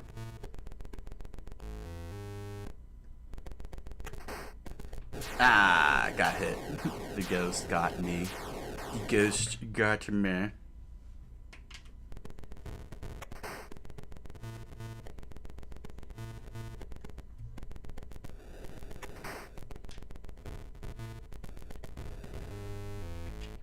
I'm back on the first floor.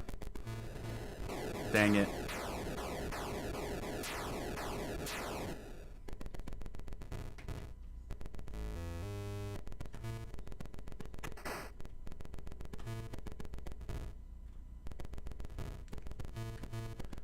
I have to run over here. Oh! Alright, cool.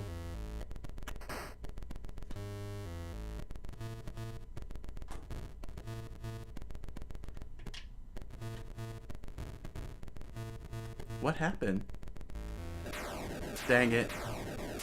I went down the wrong one, didn't I?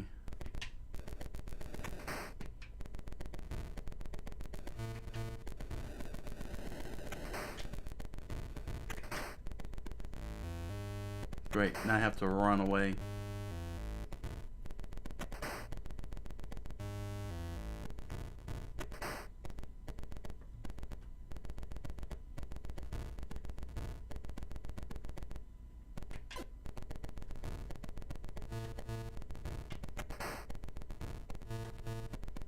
Ooh, okay.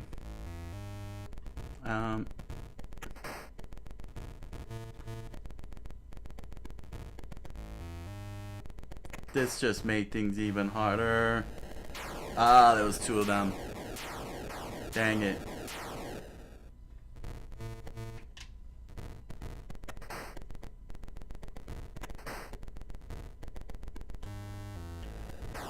Dang it.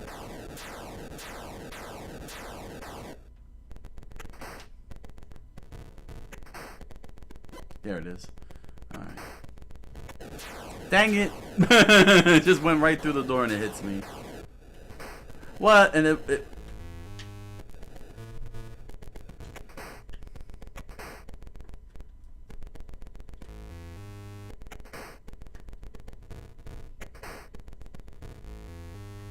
Oh, took me all the way up to the 4th floor. I went the wrong way. There's a key there. But that's not what I was looking for. Dang it, now it took the piece.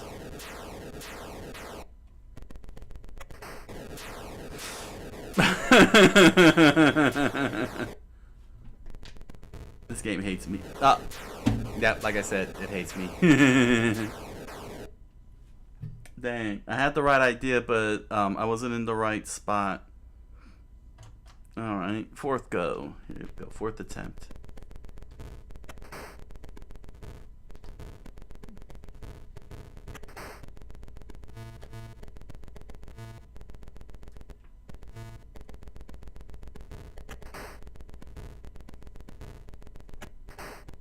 Alright, so that's the middle. That's probably going. Alright.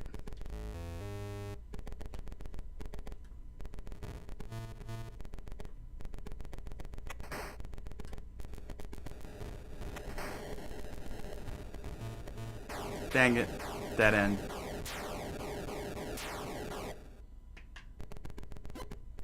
Alright. So now I gotta find...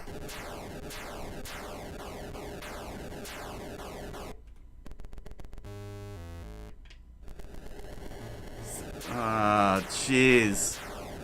They're all over the place.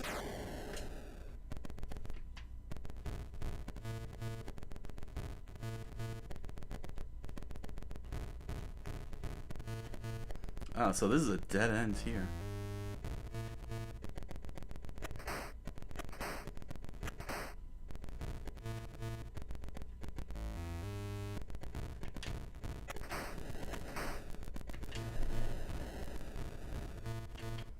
Dang it.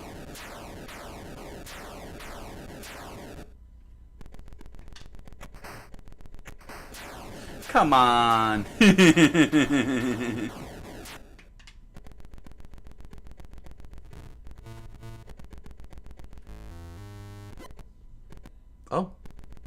I have the wand. Alright. There's the key. So everything is up here.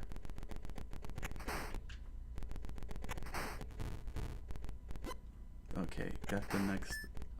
Alright, alright.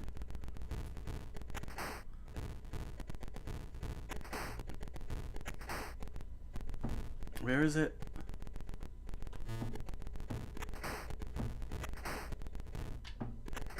And bam. Alright, we got the trophy. Now, we gotta escape. I can't escape up here, though. I have to go down to the first floor.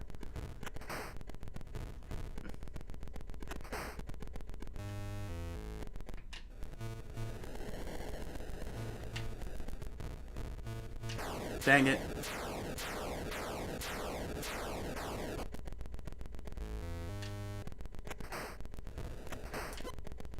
Alright, that's fine. Okay. Okay, I didn't drop the I didn't lose the trophy. Oh, come on.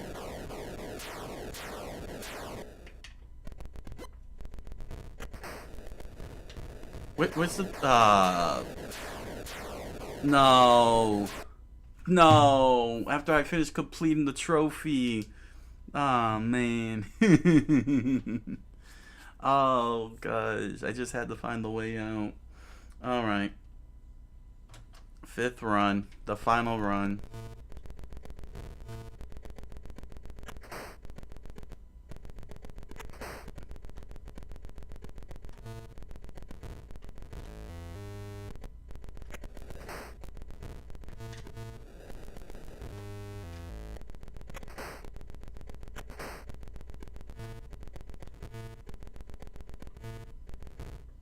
Dang, if I had the key, I'd be going right through all those doors.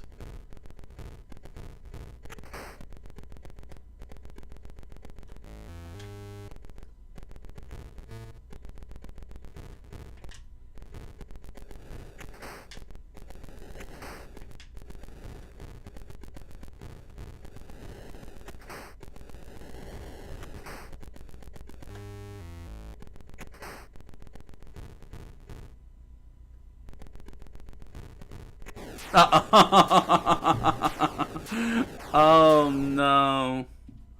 That's hilarious. Ah, jeez.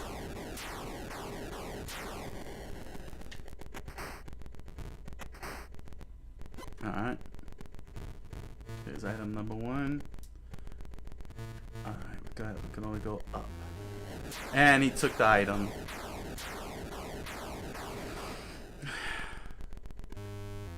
Is it back here?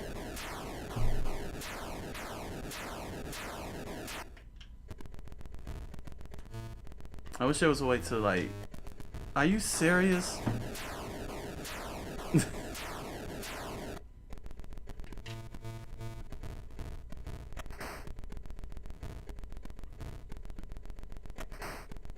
And to make matters worse, now he moved it into a completely... That bat moved into a completely random place. Alright, cool. Not cool. And he took the key. Alright, I got... Well, at least I got an item.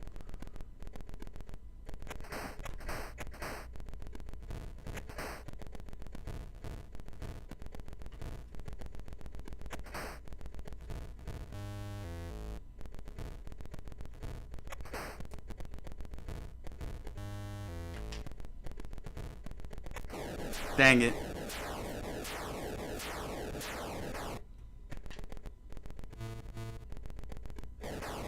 And wow. Oh man. Should I do one more? You know what? Let me see what time it is. Yeah, sure. Let me do one more. We could, sure. We could do one more. Let's do one more. I know it's number 6. Let's do that.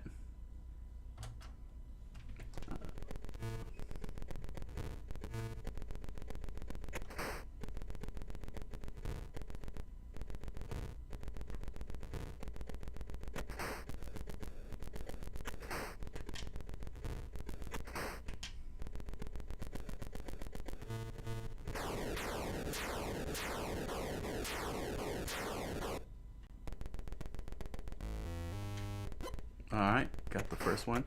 And, no, the exit's not.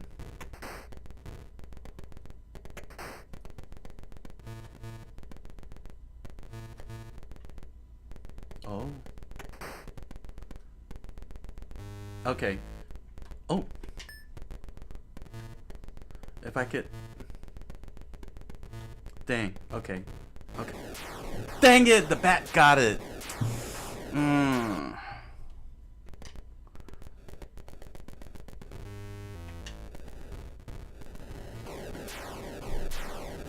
I can't believe it. I had 2/3 and the freaking bat stole it. Now I don't even know where it's at. You have no idea how annoying that is. After going through all that, I have to look everywhere.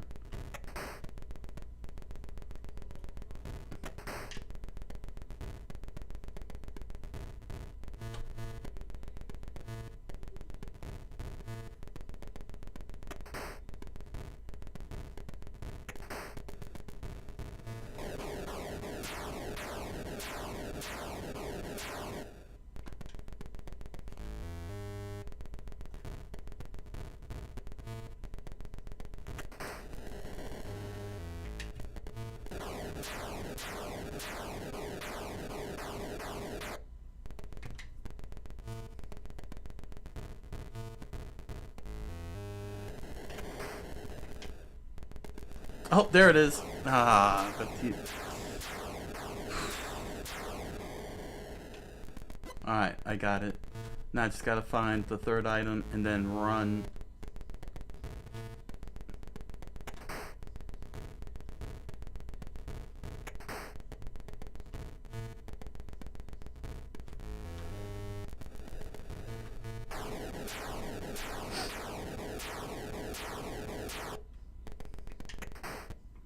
Key.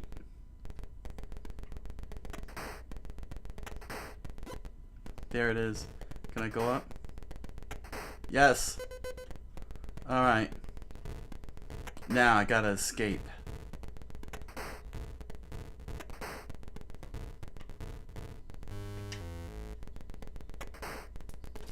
Ah! Got caught.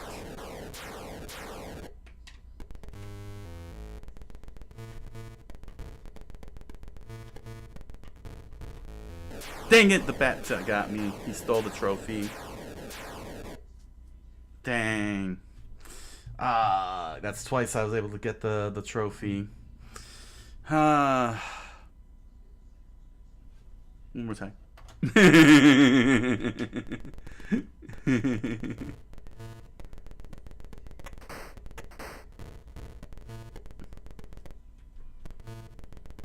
Alright, I can only go this way.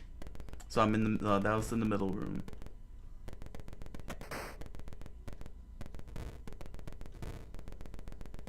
No. Alright. So we don't want to go that way because it doesn't take us to the exit.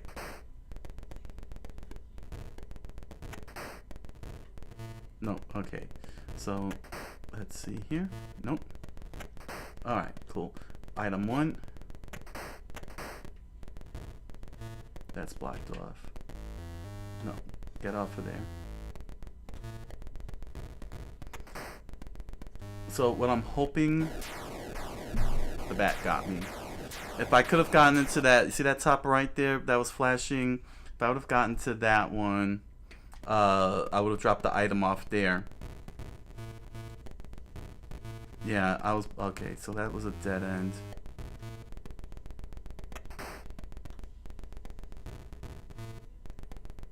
Great.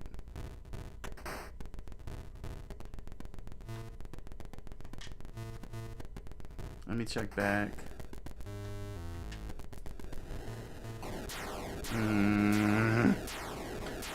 You're so relentless.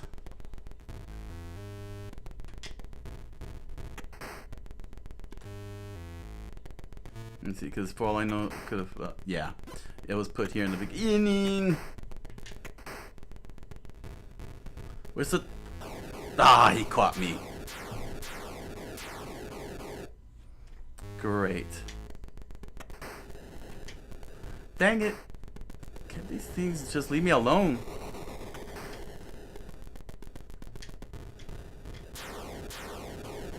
Dang, they're so relentless. Oh my gosh, that bat just came out of nowhere.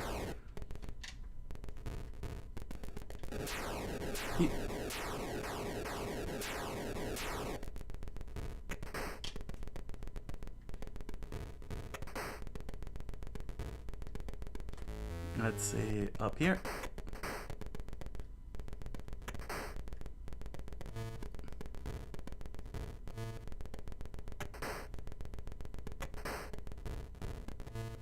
No, alright. Let's go down here. Because this is the dead end.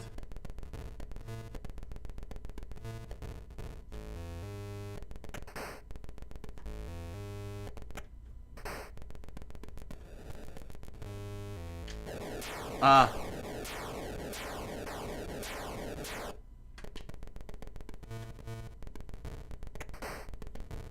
Alright, found one.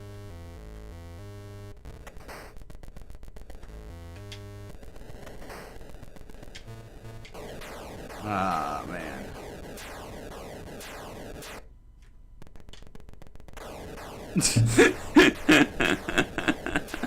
Oh my gosh. Alright, one last time. I think this is number 8. Nope. That opens. And... okay, so this is the starting point.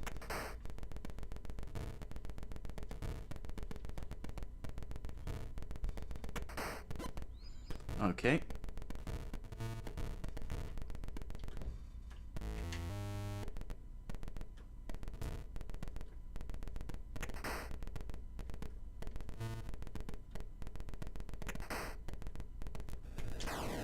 He took the...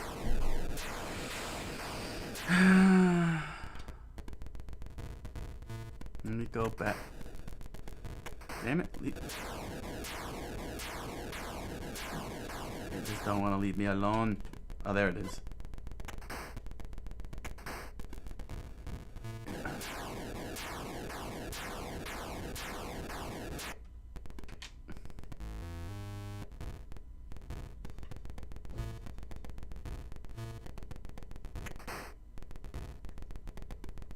Hold on, does this take me to the...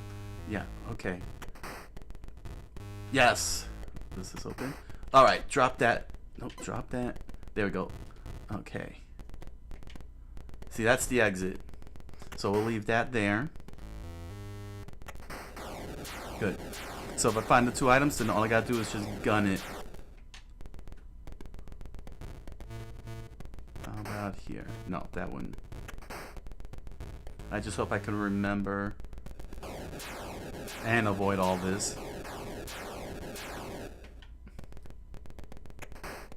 Oh, cool.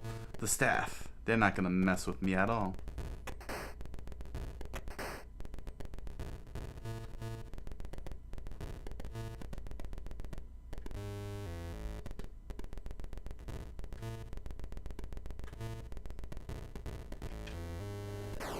Oh. Well, it messed with me.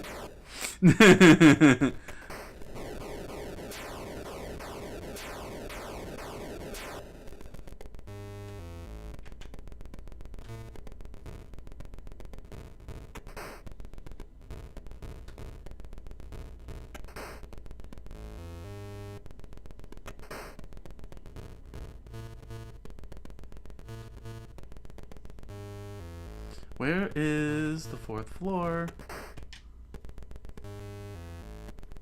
Oh.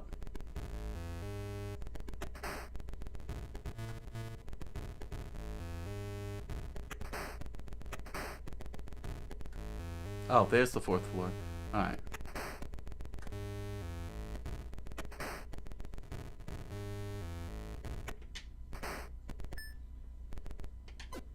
Alright.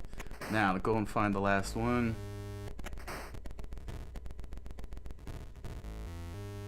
I now found the 4th floor. Key. Ah, dang.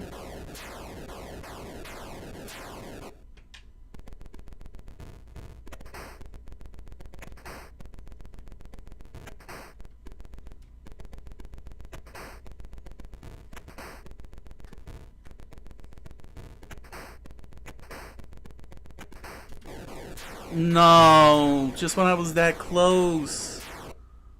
Alright, 9. I didn't say 5, I said 9. 9, it rhymes with 5.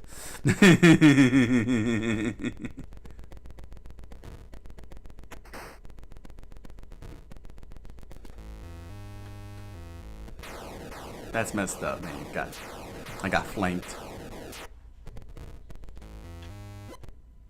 Alright.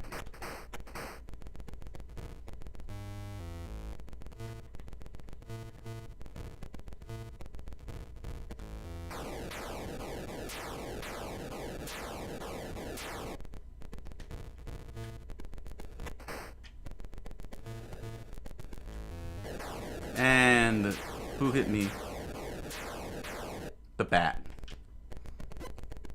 Wow, at least I didn't lose both. Oh, here we go. Ah, well, I lost them.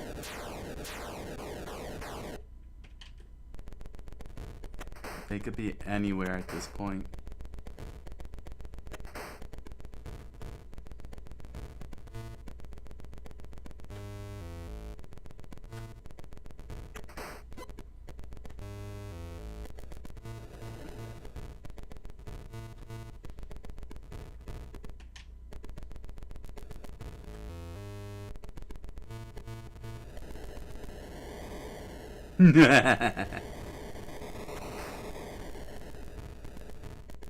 Yeah, what? What now?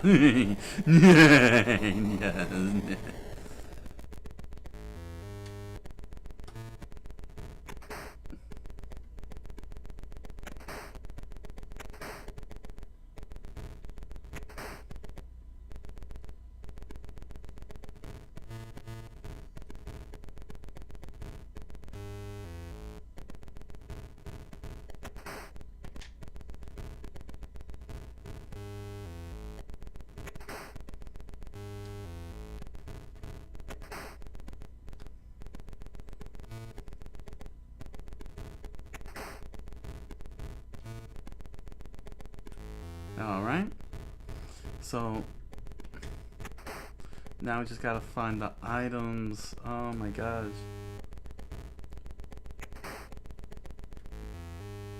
No. We don't want to lose the key.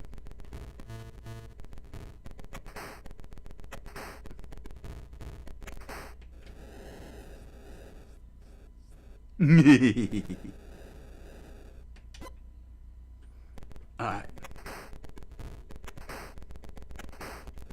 Dang it!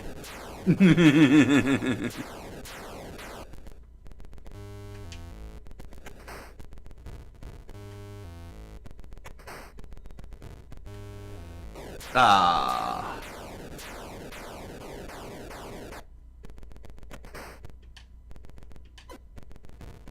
Although it would be funny if the whole thing was here.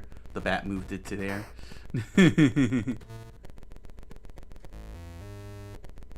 It's probably all the way back at the beginning. Dang. I gotta get the wand. Alright, there's the key. Oh, there it is. Good.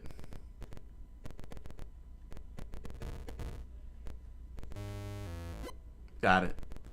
Now. Crap.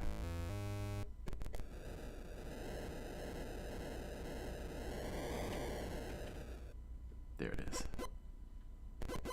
Alright, there we go. Run. Oh, I see.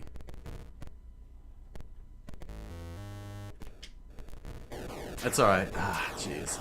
It's alright, it's alright.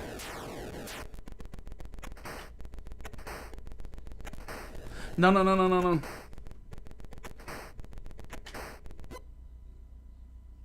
Wait a minute.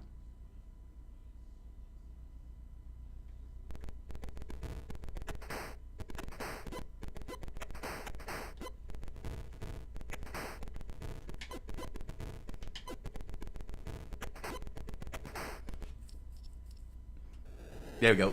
I'm gonna have to do it this way. I think I could do it.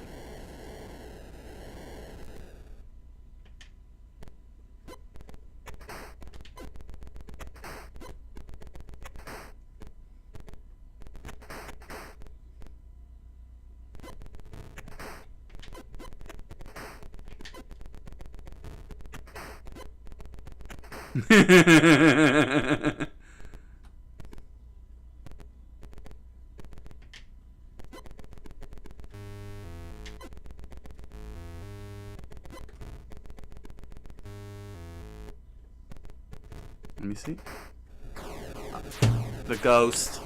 The ghost got me. It's the only one that could touch me. Oh, man. Dang. Maybe I should have ran it. Should I have ran it? I don't know. I got scared there. I played too I played too passive. I should have been aggressive. I would have been like, joop, joop, joop. Dang. Alright. Number 10. I felt denied again.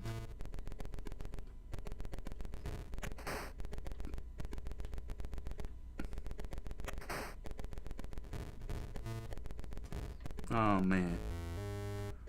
Ah, dang. Okay.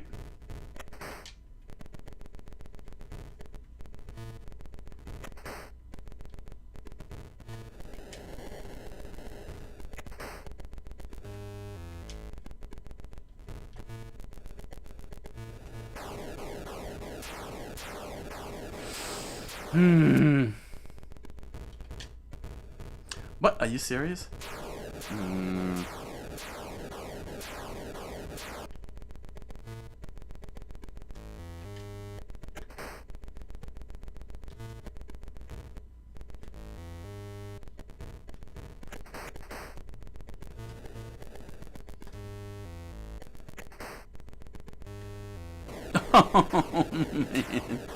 No.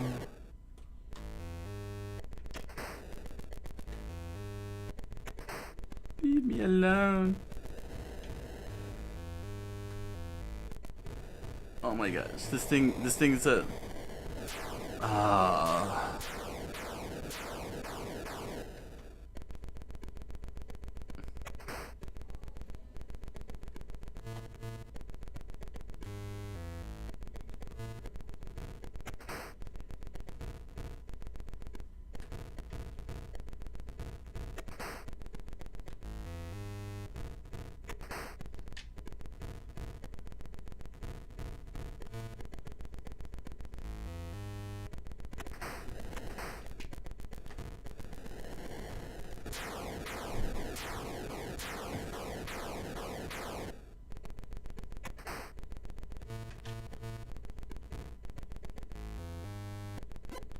All right. Wand. There we go. All right.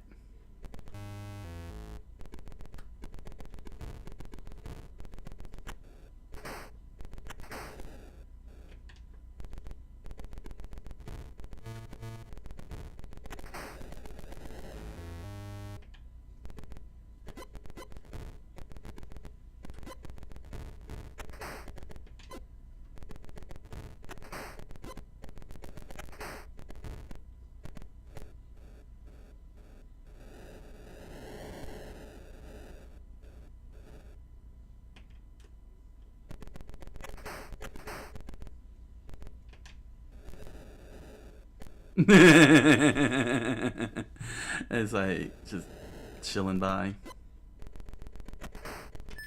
Yes.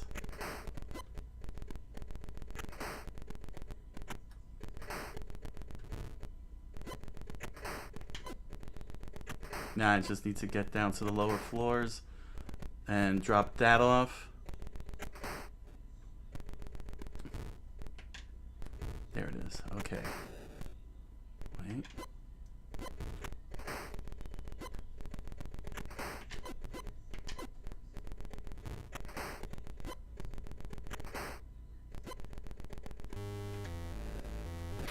Dang it! Well, at least he doesn't steal, so...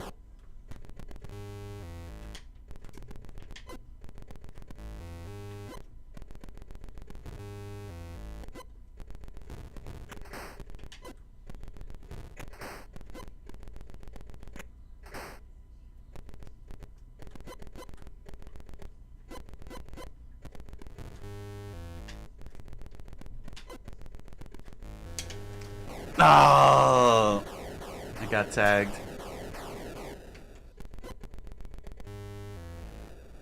It's alright.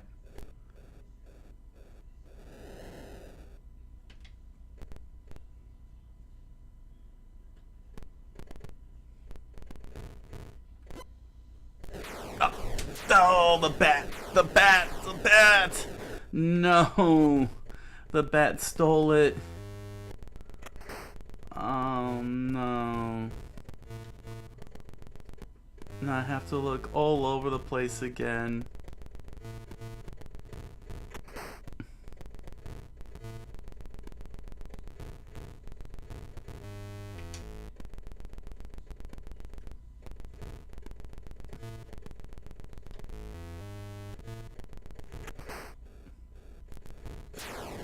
That's it. That was Haunted House.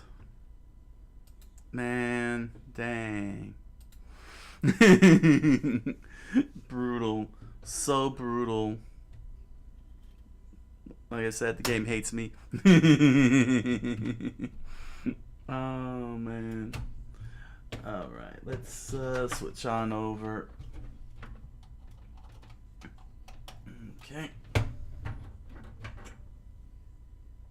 Let's set that down. And let's set this up. Bam. In fact, we'll put that up there so you can see the switch. Can you see the switch? How's that? Here we go. There's the switch. You can see the switch. Make sure y'all can see the switch. Switch, switch, switch. Switch, switch, switch, switch, switch. The switchy switch. Oh, man. Did we not start this up? There we go. Screaming deals ending soon. Get your 5% off video game. There we go. Let's make sure that's set up. All right. Let me switch over. Switch categories. So that way everybody knows what's about to be played. Doki Doki Panic. D-O-K-I. I don't know why I keep saying Doki Doki Panic. Doki Doki Literature Plus. Rated.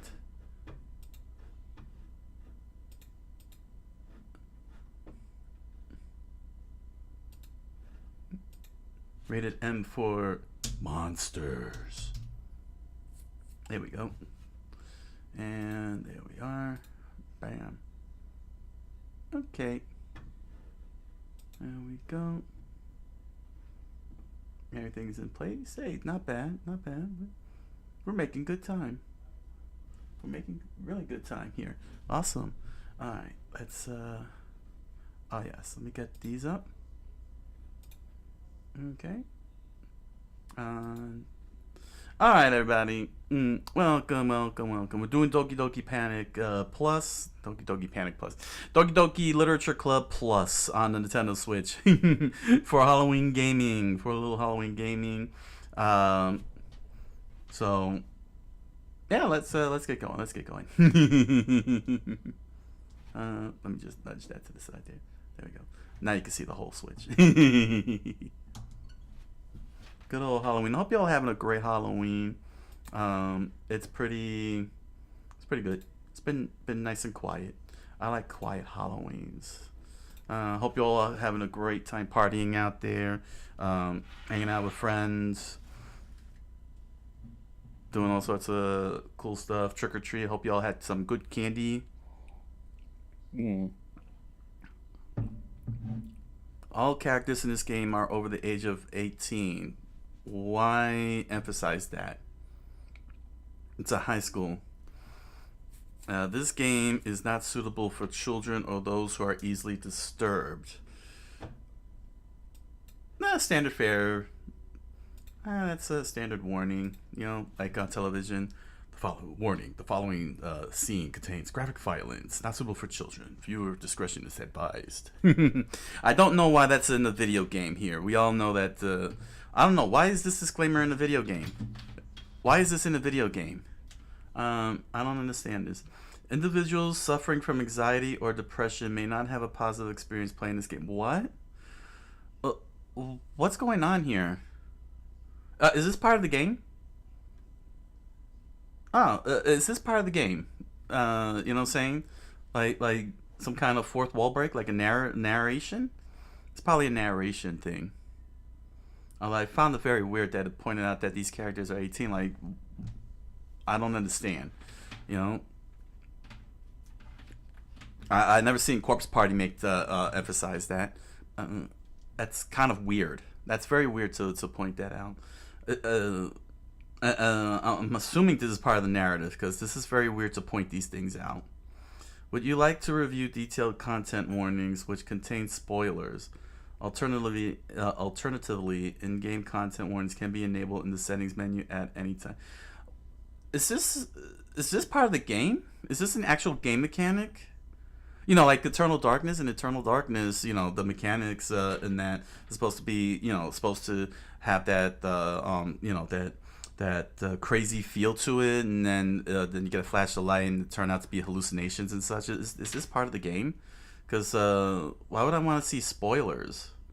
This seems this is weird. This is pretty weird, huh? Very weird. But why would I want to see in-game content warnings? But it says in-game content warnings can be enabled in the settings menu. I don't know. Maybe it's a fourth wall thing. I don't know. This is weird. No. By playing Doki Doki Literature Club, you agree that you have noted the game's age rating in your region and you consent to your exposure of highly disturbing content. Wow, this is a very weird game. Wow. This is some fourth wall breaking stuff here. I don't know if that's very good to do that. You agree that you have noted the game's age rating in your region and you consent to your exposure of highly disturbing content. I don't get this. I guess it's a fourth wall thing. Okay. Wait, this game is not suitable for children or those who are easily... You already said that. Wait, that wasn't the game? I thought that was like the opening of a game. You know how games open up with... Wow. That was not the game. They were really serious, weren't they?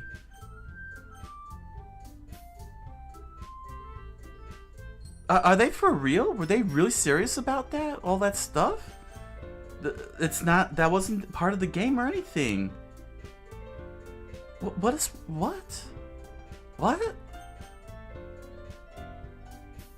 Why would you point all that out? That's weird.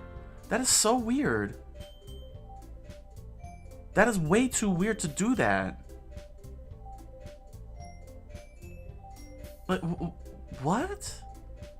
No, my brain can't process that. I mean, I understand warning kids, but what was the whole thing about saying that these characters are 18 and that this isn't for people with anxiety and was willing to give away the game to them, spoiled it? Well, I don't understand this. I don't understand. That seems a little too much. You know? Like they're trying to read minds or something. I don't know. But they're trying to future-proof it or something? I don't get it. I think it would be obvious being rated M and noting that's a horror game. I don't understand that. Let's see, it's offering different languages? Italiano, Nihongo. There it is, Nihongo. But we're not going to do it in Japanese. We'll stay on English.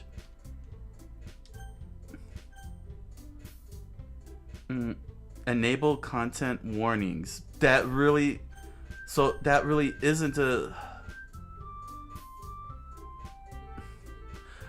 That's very... Wow, do they really think that people are weak or something? How scared do they think they're gonna get sued or something? I don't understand why they did that. That's actually unnecessary. You gotta trust your audience, one, and two, you can't assume you're gonna get in trouble or sued or something.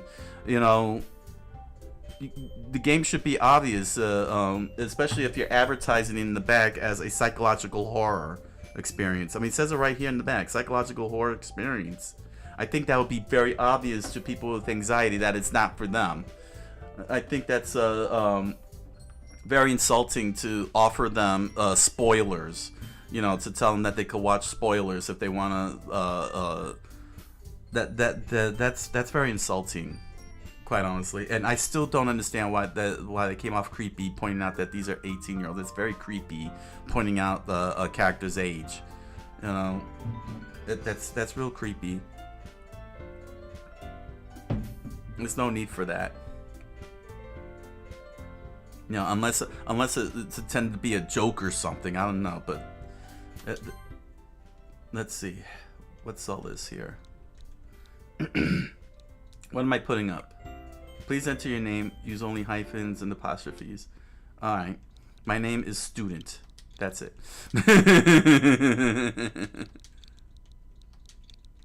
Student, or protagonist. How about that? My name is Protagonist.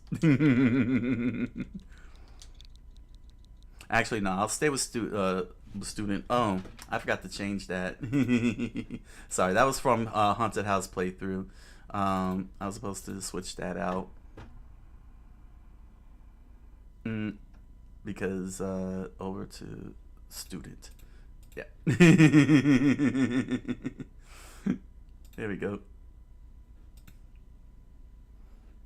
Since the character doesn't have a name, so we shall call him Student.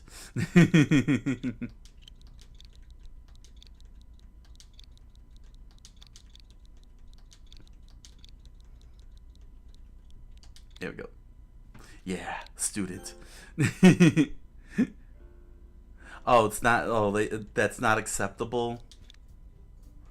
Oh, are you serious? That's not acceptable. They didn't accept that. Please enter your name. Oh, it was accepted. Well, this is a terrible interface. I hit OK, and then it just jumped me right back into the whole thing. Alright. Please enter your name. Student. Okay.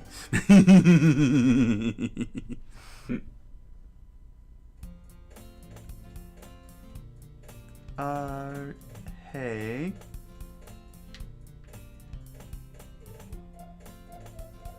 History, auto save, load, settings.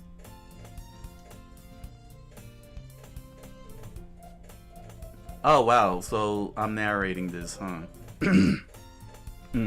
I see an annoying girl running toward me from the distance, waving her arms in the air like she's totally oblivious to any attention she might draw to herself. Her arms were noodle-like, typical of an anime character. I could have sworn it was XL, from XL Saga. That girl is Sayori, my neighbor and good friend, since we were children.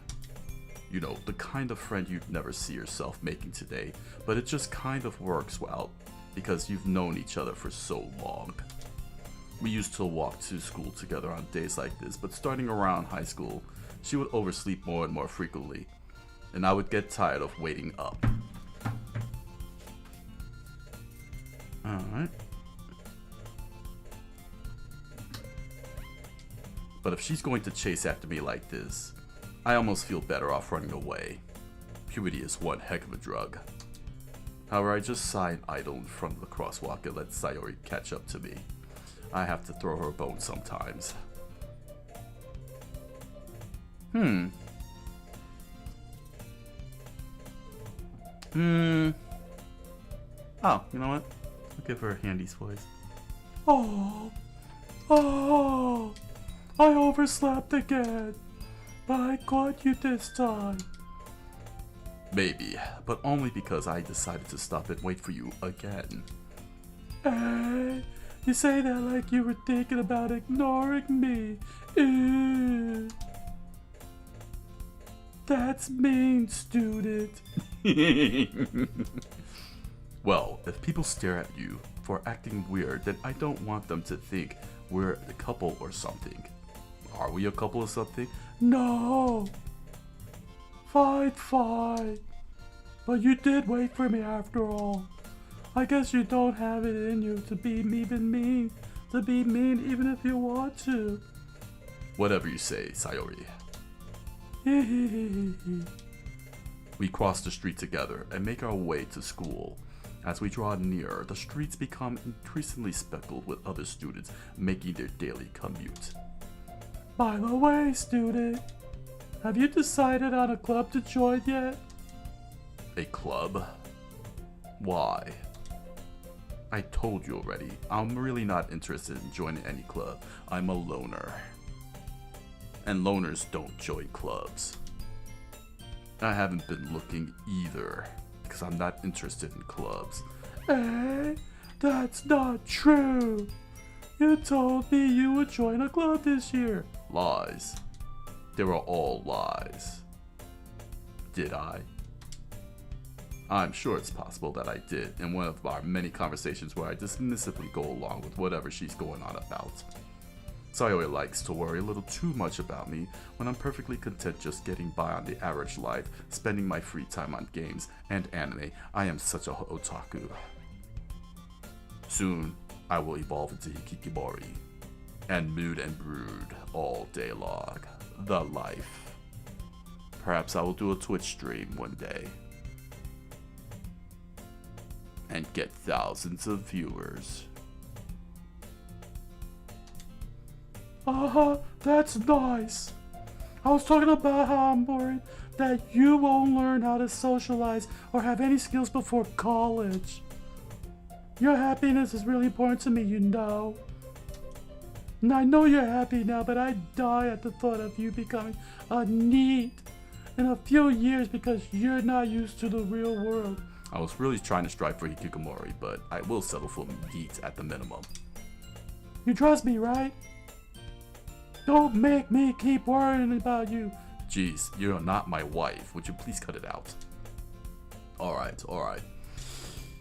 I'll look at a few clubs that makes you happy. No promises though. Will you at least promise me you try a little? Yeah, I guess I'll promise you that.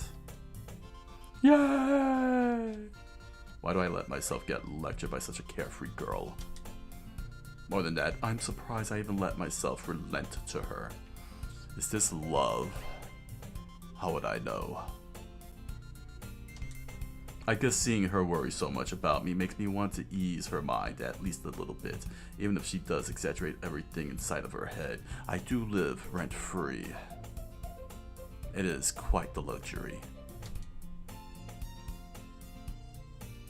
The school day is as ordinary as ever and it's over before I knew it. Know it? It's knew it. Knew. Before I knew it, not know it. After I pack up my things, I stare blankly at the wall, looking for an ounce of motivation. Clubs. Sorry, wants me to check out some clubs.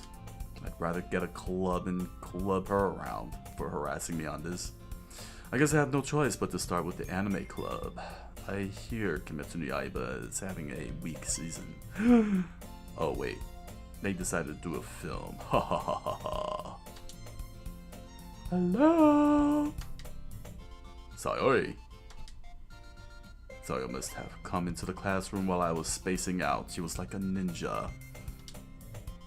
I looked around and realized that I'm the only one left in the little classroom. Past tense. I looked around and realized. I thought I'd catch you coming out of the classroom, but I saw you just sitting here and spacing out, so I came in. Were you high? Honestly, you're even worse than me sometimes. I'm impressed. I used the good stuff. Meth. You don't need to wait up for me if it's going to make you late to your own club. Well, I thought you might need some encouragement, so I thought you know.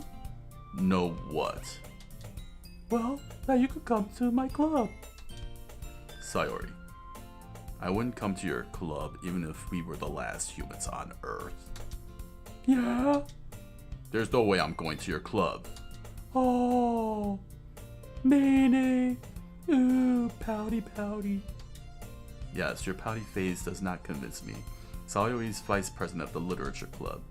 Not that I was ever aware that she had any interest in literature. I think she just wanted an excuse. I, on the other hand, only care about one type of book. Manga. In fact, I'm 99% sure she only did it because she thought it would be fun to help start a new club. She has no life. Since she was the first one to show interest after the one who proposed the club, she inherited the title Vice President. She needs to strive harder. She should have been the Lord. That said, my interest in literature is guaranteed to be even less. I am not interested in reading words. I want pictures. Manga. Yeah, I'm going to the anime club. Goodbye. Come on, please. Hey, I'm trying to be Hikikomori here. I need my anime club. Why do you care so much anyway? Well, I kind of told the club I would bring in a new member and, you know, Natsuki made cupcakes and everything and, you know, Don't make promises you can't keep. Slap. I can't tell if Sayori is really that much of an airhead or if she's so cunning as to have planned all this out. One can never know with her. Just look at that face. She had been plotting this for months. I let out a long sigh. Sigh. Fine. I'll stop by for a cupcake, okay? And only a cupcake, and it better have a face of a waifu. Yes, let's go. Excellent. I will have the waifu cake. Who said about waifu cake?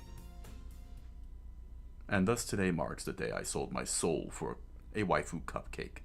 Or so I perceived to be a waifu cupcake. But it turned out to just be an ordinary cupcake. I dejectedly followed Sayori across the school and upstairs, a section of the school I rarely visit. Why I am pointing all this detail out, I do not understand. Sayori, full of energy, swings open the classroom door. That was very specific for my narrative. And I find myself in a room, a classroom with desks and chairs, some things on the walls and windows on the side. Sayori spoke. Everyone, the new member is here. Now wait a second, I did not agree to this. I told you, don't call me a new member. I am student. I glance around the room. Alright. Okay. There's a whole lot of waifus in this thing, isn't there? So I could get their names. Let's see.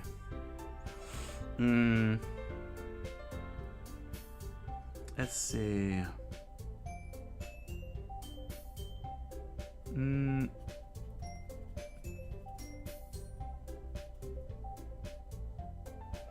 Hey, welcome to the Literature Club. It's a pleasure to meet you. There we go. Sorry, always said the nicer things about you. Oh, we got girl 2.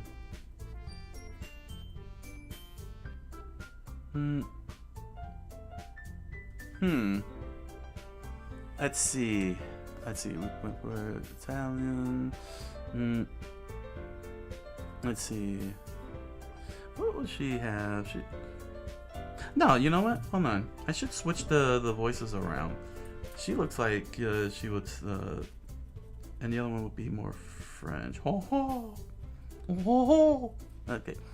Seriously, you brought the boy here. You brought the boy here. Way to kill the atmosphere. Is this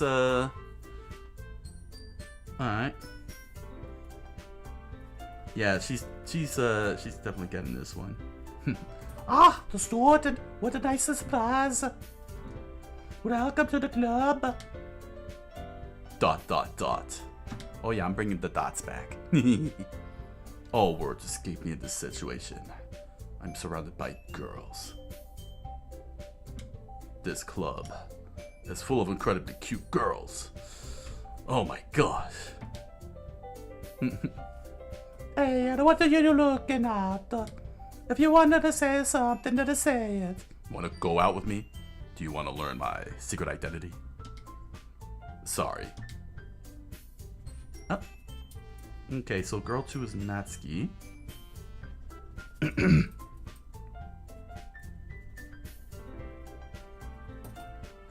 Oh, Natsuki.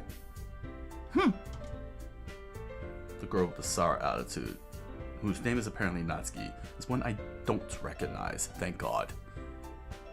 She got tsundere written all over her face. Her small figure makes her look like a first-year student. She's also the one who made cupcakes according to Sayori.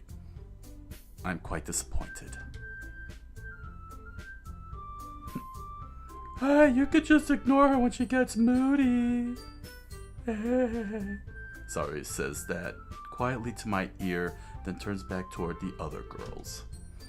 Anyway, this is Natsuki, always full of energy. And this is Yuri, the smartest in the club. Oh, don't say things like that. Could I, oh, Yuri, hold on a second. Should I go for a different voice? Hey, don't say things like that.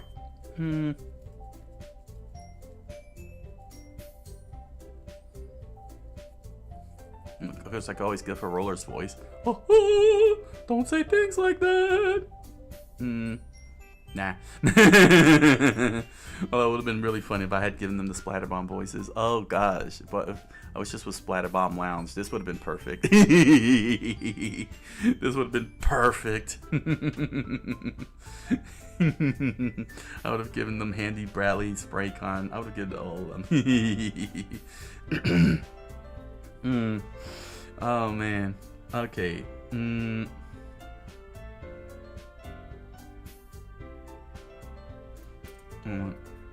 So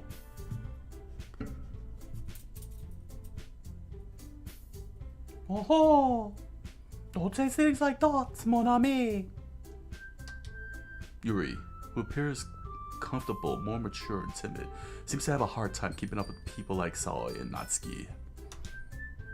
Ah, well, it's nice to meet you both. And it sounds like you already know Monica. Is that right? Ah, that's right.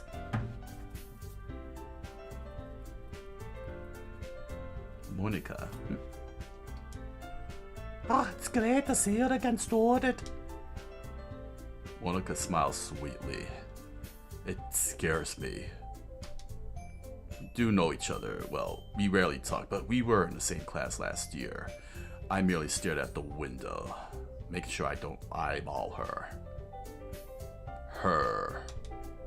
Monica was probably the most popular in class, smart, beautiful, athletic. Basically, completely out of my league. So having her smile at me so genuinely feels a little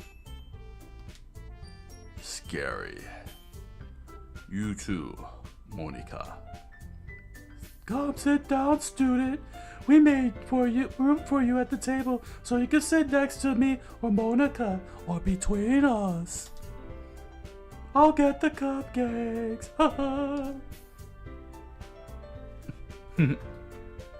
Hey, I don't admit I made them. I'll get them myself. Sorry, I got a little too excited. Oh, mon ami, then how about I make us some teams as well?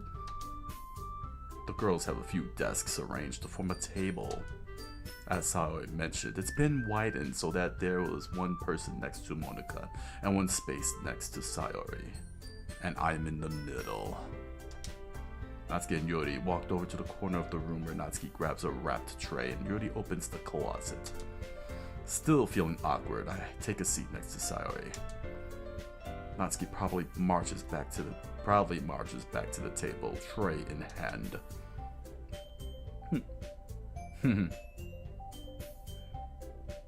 Okay, are you ready? Ta-da! Whoa! Natsuki lifts the foil off the tray to reveal a dozen white fluffy cupcakes decorated to look like little cats. It lacks the cat girl part. The whiskers are drawn with icing, and little pieces of chocolate were used to make ears. Kawaii! Ah, I had no idea you were so good at baking, Natsuki. Well, you know, hehe. Just a hurry and a take a one. Sayori grabs one first, then Monica, I followed. It's delicious. Sayori talks with her mouth full and has already managed to get icing on her face. I turn the cupcake around with my fingers, looking for the best angle to take a bite so that I would not have icing on my face. Natsuki is quiet. I can't help but notice her sneaking glances in my direction. Is she waiting for me to take a bite? Or is she waiting for more? I finally bite down. The icing is sweet, full of flavor. I wonder if she made it herself. This is really good. Thank you, Natsuki. Why are you thanking me? It's nothing like Haven't I heard this somewhere before? I made it for you or anything. Eh? I thought you technically did. Sayori said... Well, maybe. But not for you, you dummy. Back.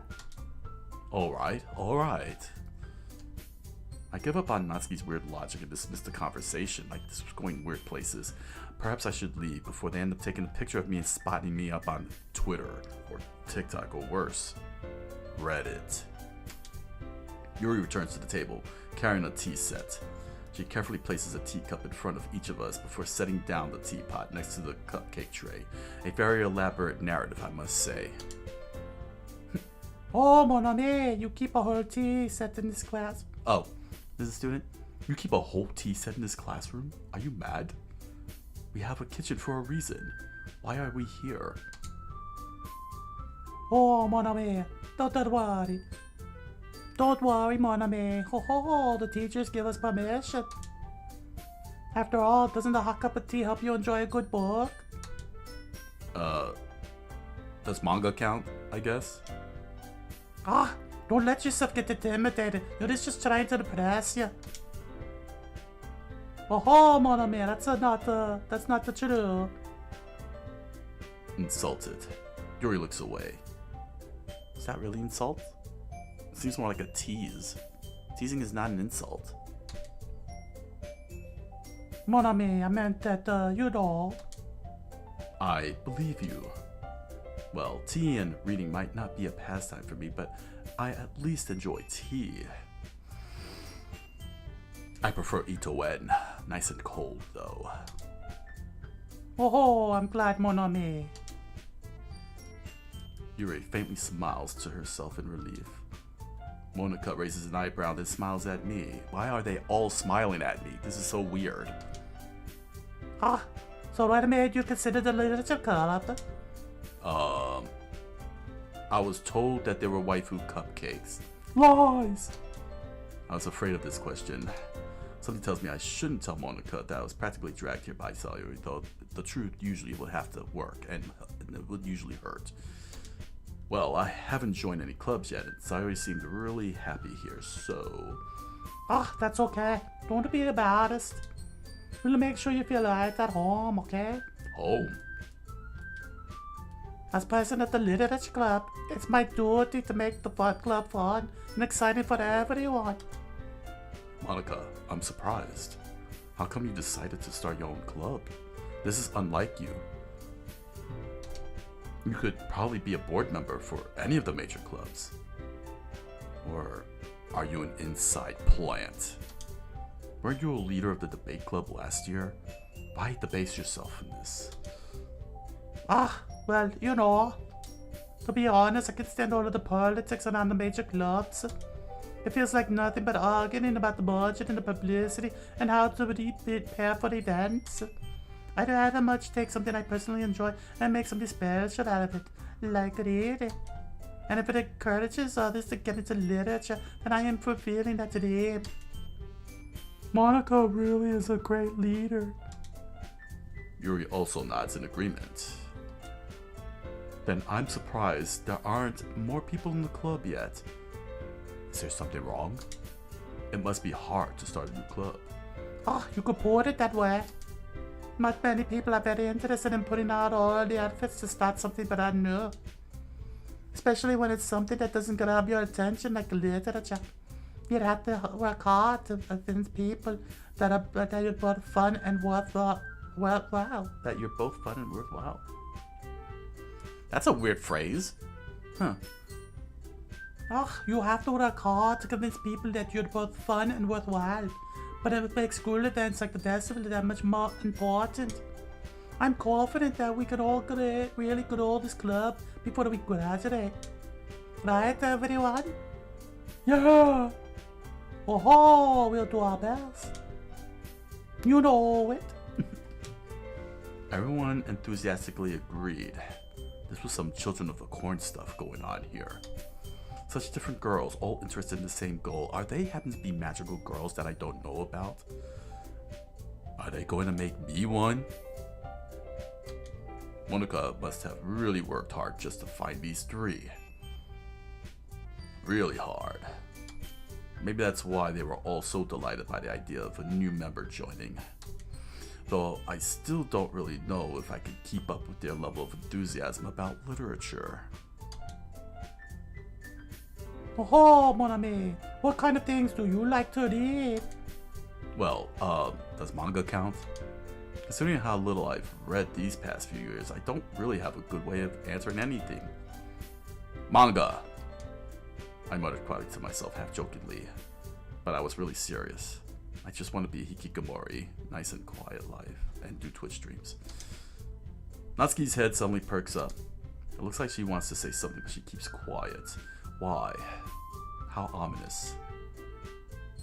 Oh, mon ami, not much of a reader, I guess. Well, that can change. I mean, it's just text on a paper. What am I saying? Why am I so suddenly saying these things? As I stare at 4 young teenage girls that brought me into this room against my will.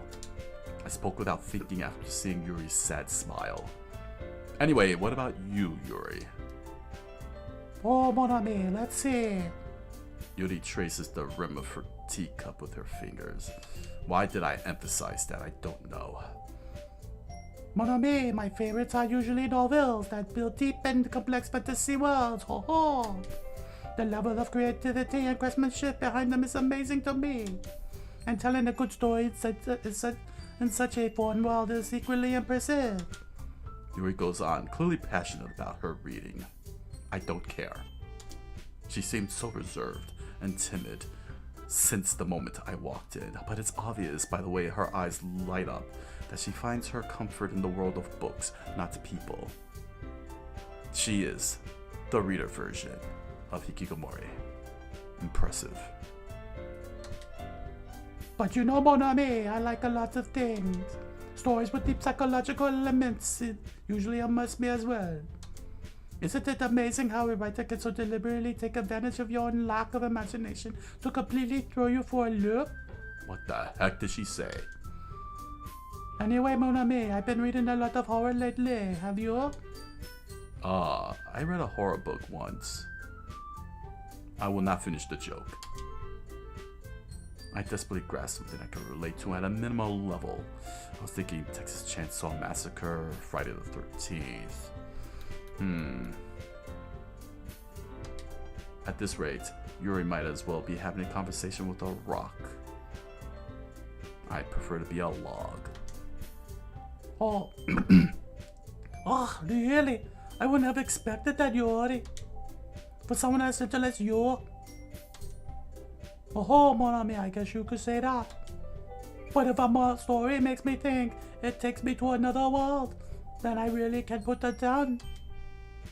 Surreal horror is often very successful at changing the way you look at the world, if only for a brief moment. I hate that horror. Oh, why is that, mon ami? Well, Natsuki's eyes dart over to me for a split second. What I do? Why do they keep looking at me? Maybe I should just leave. Never mind. Ah, that's right. You usually like to write about cute things, don't you, Natsuki?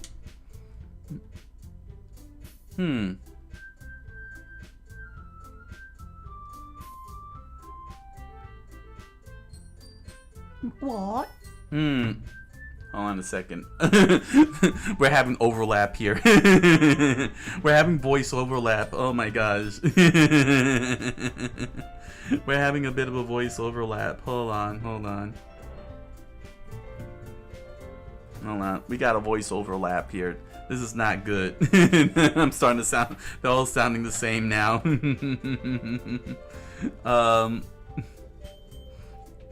Gosh, hold on. Let's see.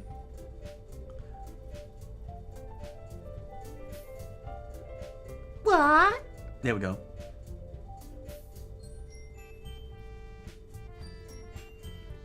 Yeah, we got a nasty overlap. Sorry, guys. I just realized that, yeah, it started to devolve and they're all starting to sound the same.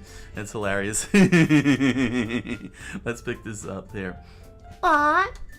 What gives you the idea? Ah, you left a piece of scrap paper behind us club meeting. It looked like you were working on a poem called Don't Say It Out Loud. And give me that back. Bye. Your cupcakes, your poems. Everything you do is just as cute as you are. So he slides behind Natsuki and puts her hands on her shoulders. Why am I emphasizing that? I'm not cute. Natsuki, you write your own poems? Well, I guess sometimes. Why do you care? I think that's impressive. Why am I impressed? I don't know.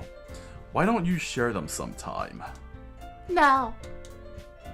Natsuki averts her eyes. Her cheeks blushed for some reason. You wouldn't like them. Ah, not a very confident writer yet. Okay.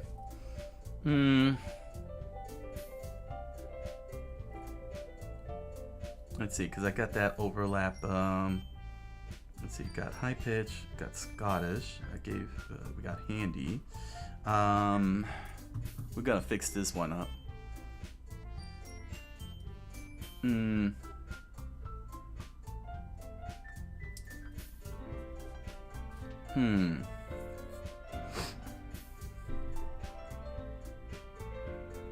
What would be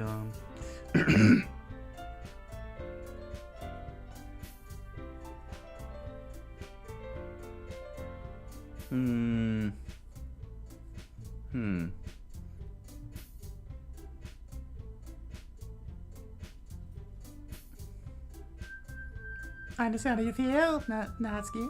I understand how you feel, Natsuki. Go for the pepper trap. I remembers. I remember how you feel. I understand how you feel, Natsuki. There we go. How's that one? I understand how you feel, Natsuki. There we go. Pepper charm.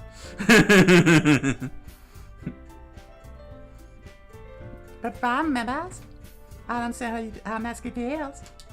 Sharing that level of writing takes more than just confidence. The truest form of writing is writing to not oneself. You must be willing to open up your data, exposing your vulnerabilities and showing even the deepest features of your head, your heart. Ah, you have writing experience too, Rudy. What is going on here? Are they not into reading and writing in this club? Why is Monica surprised? Ah, maybe if you share something at a walk, you could set an example and help Natsuki feel comfortable enough to share hers. But I guess it's the same for Yuri. Oh, I wanted to read everyone's poems. We all sit in silence for a moment. Why am I still here? I don't understand. Okay, I have an idea. I have an idea, everyone. Da da da da da da. Natsuki and Yuri look quizzically at Monica. Quizzically? Quizzically? Don't use big words like that. That's not necessary. Quizzically. That doesn't make you smart, writing those things out. Let's all go home and write a poem of our own. The next time we meet, we'll all share them with each other. That way, everyone is even. Da da da. Yeah, let's do it! Ha ha ha ha ha ha. Plus, now that we have a new member, I think it will help us all get a little more comfortable with each other and strengthen the bond of the club. Isn't that right, student? Monica smiles warmly at me once again, and seeing all 4 girls standing before me with big smiles, expecting me to join. Hold on, there's still one problem. What's that? Now that we're back to the original topic of me joining the club, I bluntly come forth with what's been on my mind the entire time. I never said I would join this club. Saya may have convinced me to stop by, but I never made any decision. I'm a loner. Loners don't hang out. I still have other clubs to look at, and I lost my train of thought. What happened to my brain? They're all looking at me with those eyes. Oh. All 4 girls stare back at me with dejected eyes. Oh my gosh. The tears are welling up. Oh no. They're making those faces. Those pouty faces. No. What? I'm sorry. I thought, Student. You all suck. I'm not joining your club. Have a good day.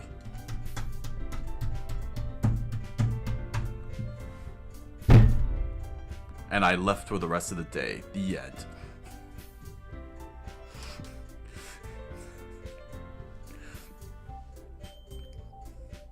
I'm defenseless against these girls, for some reason. Their hypnotic stares, their dejected faces, is overwhelming me, for some reason.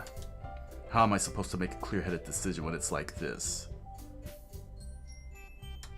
This is if writing poems is the price I need to pay in order to spend every day with these beautiful girls. Right. Okay, I've decided then. You will all be my waifus and we shall have a harem. I'll join the literature club. One by one, the girl's eyes lit up and blushed. I think I'm going to regret this decision.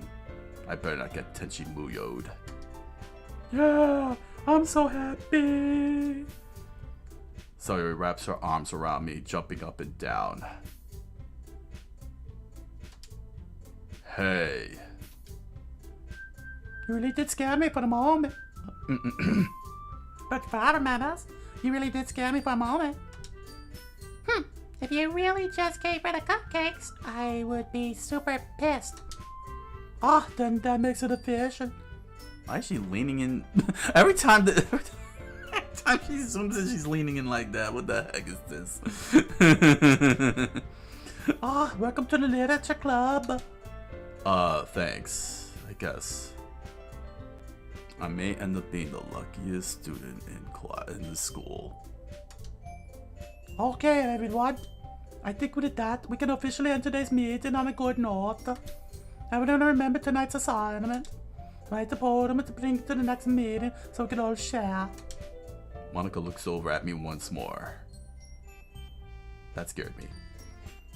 Student, I look forward to seeing how you'll express yourself. Hey. Yeah. I wish she would stop leaning at me like that. Her leaning that way, it's just very, very, very worrisome. Can I really impress the class star Monica with my mediocre writing skills? Who knows? I already feel the anxiety welling up inside me. Meanwhile, the girls continue to chit-chat as Yuri and Natsuki clean up their food. Hey, student, since we're already here, do you want to walk home together? That's right. Sayori and I never walk home together anymore because she always stayed after school for clubs. Sure, might as well. We walked into school together, we leave school together, I guess. Yay! With that, the two of us depart the club room and make our way home. The whole way, my mind wanders back and forth between the four girls. Sayori, Natsuki, Yuri, and of course, Monika. Will I really be happy spending every day after school in the literature club? If it's just those four, yes. Perhaps I'll have the chance to grow closer to one of these girls. Maybe all four. Alright, I'm in. I'll just need to make the most of my circumstances, and I'm sure good fortune will find me. After all, how often will I find myself surrounded by four young girls? For the rest of my life. This may be the best final year I'll ever have. And I guess that starts with writing a poem tonight. After all, what the harm is that? It's time to write a poem. Pick words you think your favorite club member will like. Something good might happen with whoever likes your poem the most. Okay. That's very funny, these chibis hopping around. Guys, this is a weird selection of stuff. Oh gosh. Let's save first. So I believe, yeah, there we go. Save, sure. Okay, that's an auto save. So let's save here. There we go. Okay. History. Okay. I wonder what kind of reaction. Let's see, how many. What would they? Why would he think all of this? He would think dude stuff. Oh my gosh.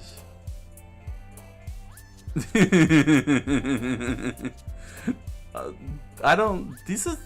Does he have one of those guitars that and he plays Wonderwall? Is he that type of student? He'll play Wonderwall in a heartbeat for one of these. Let's see.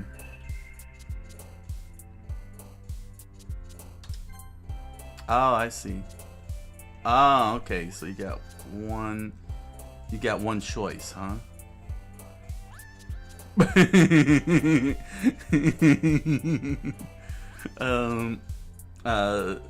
Okay. Anime, skirt anime.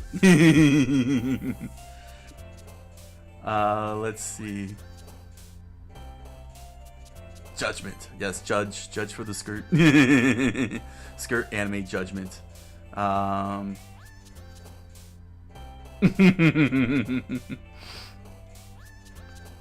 Pleasure of the anime skirt. Judgment.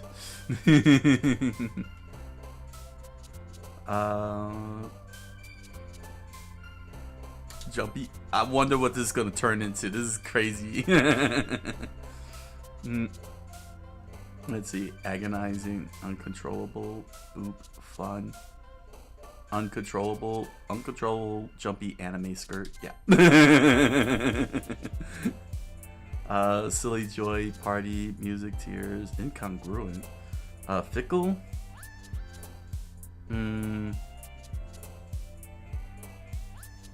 Let's see. Party.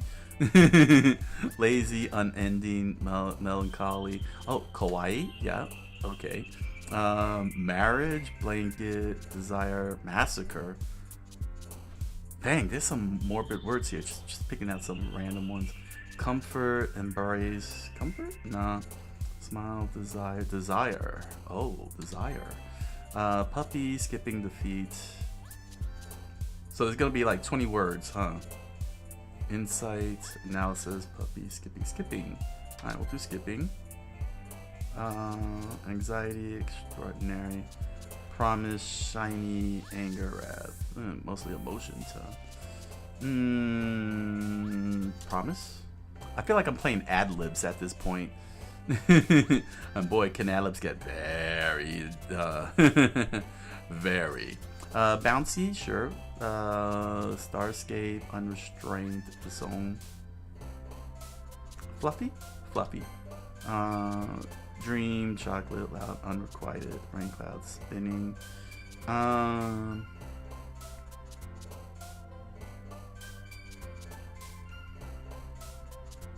Sure, Spinning. Let's see. Essence, Amazing Melody, Prayer, Extreme, Poof, Flee, Essence. Oh, we'll go with Extreme. Jump, Fireflies, Nimble, Cute. Well, we already picked Kawaii, so that'd be redundant. Destiny, Together. Doki Doki, Electricity Games, Lust. Oh my gosh. Heartbeat, Question. Okay, we'll do Doki Doki, the titular title there. Sparkle, Secretive, Hopeless, Headphones. Headphones? Sure, we'll try headphones. Kiss, Depression. Oh my gosh, some of these choices are crazy. Daydream, Nature, Flying Kiss, Pink Kiss. Clumsy, Cheer, Tragedy, Grief, Universe, Ribbon, Sticky.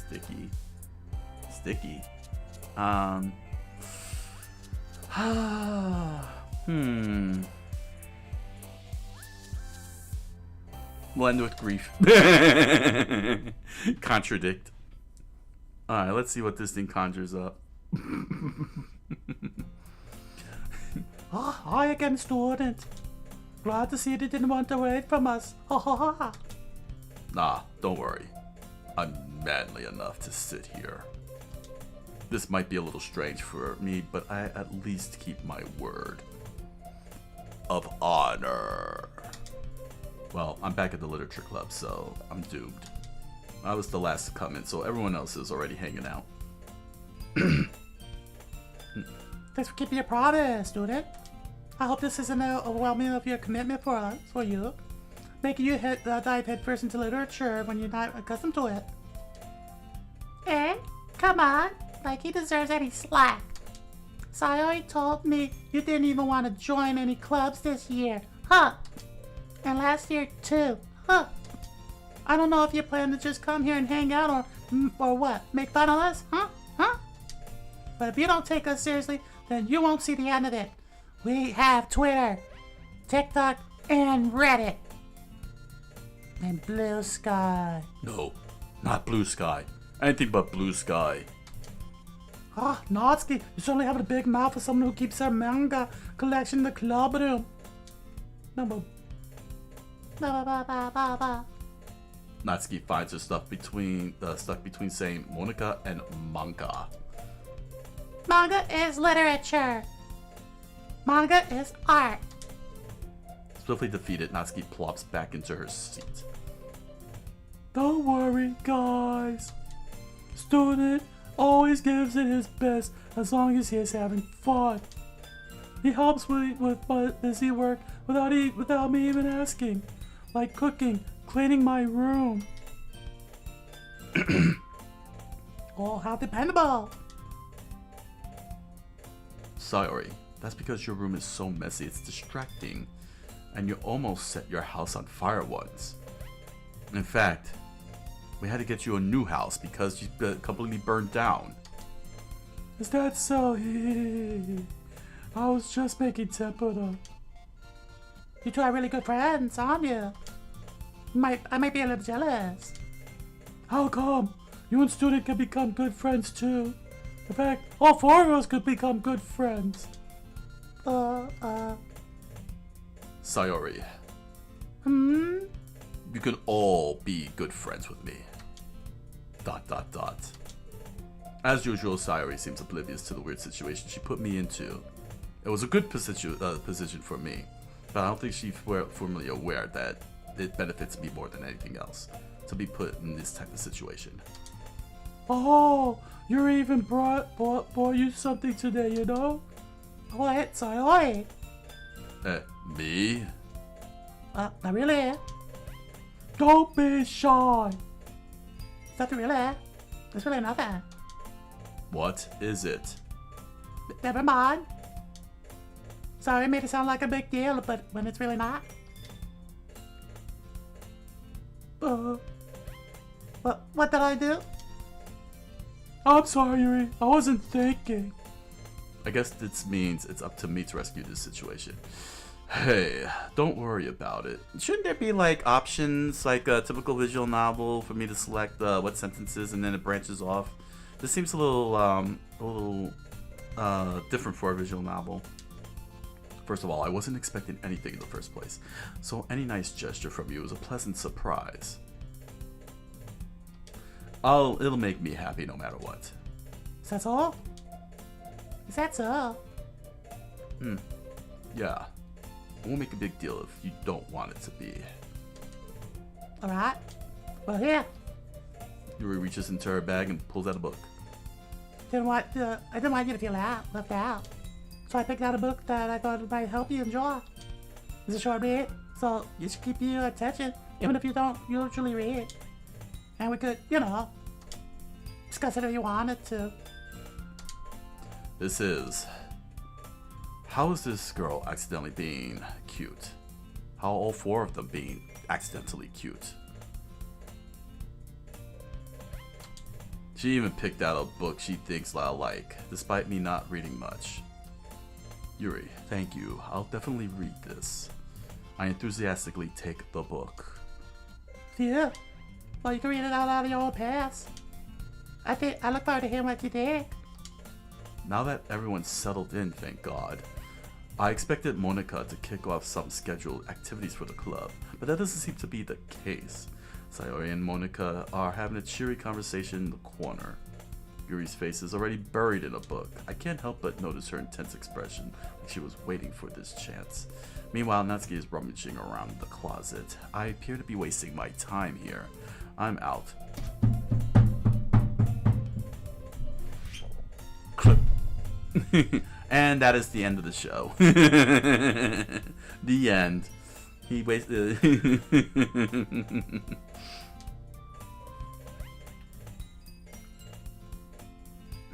I hear Natsuki utter an exasperated sigh from within the closet. She seems to be annoyed by something. I approached her in case she needs a hand. You're looking for something in there? Freaking Monica. She never puts my stuff back in the right spot. Have you moved the things around? What's the point in keeping your collection organized if someone else is just gonna mess it up? Natsuki slides a bunch of stacked books and boxes across the shelf. Manga? Read manga, right? Ah. A fellow hikikomori. No, I'm not. Neat? No? Well, sometimes. Manga is one of those things where you can't admit you're really into it until you figure out where the other person stands. How did you know anyway? I heard you bring it up on some points. Besides, it's kind of written on your face. You're legit neat. What's that supposed to mean? I see. There's a lone volume of manga amidst a stack of various books on the side of one of the shelves. Curious, I pulled it out of the stack. There it is. Natsuki snatches it out of my hand. How rude.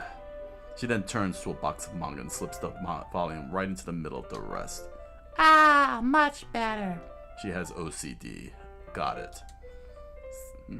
Seeing a box set with one book missing is probably the most irritating sight in the world. I know that feeling. I know that feeling. I get a closer look at the box set she's admiring. Parfait girls. You're into that. I see. It's a series I've never heard of in my life. That probably means it's either way out of my demographic or it's simply terrible. If you're gonna judge, you could do it through the glass on that door. She points to the classroom door for some reason. Hey, I wasn't judging anything. I've read Berserk. I didn't even say anything. Just the tone of your voice, and it wasn't Berserk, I betcha. Probably were reading one of them Yuri books. Yum them yowies? But I'll tell you one thing, student. Consider this a lesson straight from the Literature Club. Don't judge a book by its cover. In fact... Natsuki pulls out the first volume of Parfait Girls from the box. It is confirmed. I'm gonna show you exactly why. She shoves the book right into my hands. Ah.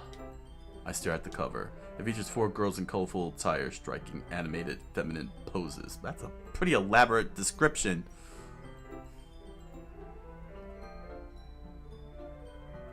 I shouldn't really talk. I get elaborate with my descriptions too. It's exceedingly moe. Oh god. No. Don't just stand there. Whoa. Natsuki grabs my arm and pulls me out of the closet. Then she takes a seat against the wall, beneath the windowsills. She pats on the ground next to her, signaling me to sit there. Wouldn't chairs be more comfortable? I take my seat. Chairs wouldn't work. You can't read at the same time like that. Why is that? Ah, I guess it's easier to be close together like this. I see. Don't just say that. Oh, yeah. I said the quiet parts out loud. Sorry. I'll say it again. You'll make me feel weird about it. You're already making me feel weird about it. Moe, seriously? Come on, you can do better than that. Natsuki crosses her arms and scooches an inch away from me. Sorry. I'm sure there are good qualities to Moe. I didn't exactly expect to be sitting this close to her either, though it felt really good. Not that I could say it's a particularly bad thing. True. I open the book. It's only a few seconds before Natsuki once again inches closer, reclaiming the additional space, while she hopes I won't notice. I can feel her peering over my shoulder, much more eager to begin reading than I am. Wow! How long has it been since I read the beginning? You don't go back and flip through the older volumes every now and then? Not really. I'm kind of a one-shot deal. Maybe sometimes after I've already finished the series, I just put it to the side, sit it on the mantle, and just stare at it. Hey, are you paying attention? I am, but nothing's really happened yet, so I could talk at the same time. It looks like it's about a bunch of friends in high school, sort of like what we're doing right now.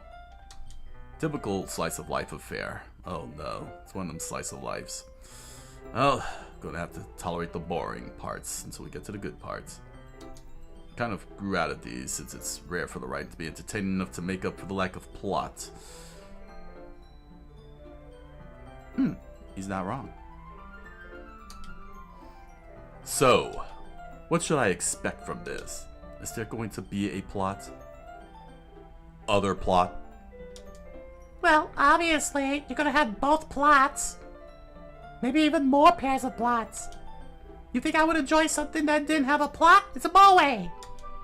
I mean, wait. Well, I guess I know what you're saying. A lot of the beginning is about simple things. Like this really funny chapter where they're obsessed with a guy at the ice cream shop. But that just helps you get to know their characters. And besides, it's still entertaining. But later on, there's all kinds of drama. Like when I get into all their backstories and when some of the romance starts to happen. That's really what makes it so good. There are so many touching parts. Phrasing? Lana? Says that so. Sounds like you really know what you're talking about. Maybe I underestimated you. Hey, wait. What? What's that supposed to mean? Oh gosh, I triggered her tsundere mode. Natsuki gives me a little shove. I just meant that I haven't yet seen you at your full power, your great potential, if you will. Good save. Thank goodness. Natural 20. Ah, this chapter seems like it's about baking. Why? This is just a guess, but is there a lot of baking in this manga? Is this Food Wars? Please tell me it's Food Wars. I need some exploding clothes action. Well... Natsuki pauses for a moment as if she doesn't want to admit to something. Yeah! I knew it. What does that matter? Everything. It doesn't. I was just curious, though. Did you enjoy baking too, right? That... She's about to punch me in the face. Just a coincidence. I just happened to get into baking around the same time I got into this manga. Aha! Like I would ever get into anything because it's in a manga. Lies. I feel bad for anyone that impressionable. Hypocrite. Give it up, child. I'm on to you. It's definitely not a coincidence. I guess that explains Natsuki's interest in baking. Still, of all the hobbies to pick up from a manga, that's definitely one of the better ones, even though it has moe. Not to mention she's really good at it, so who am I to judge? I have my particulars.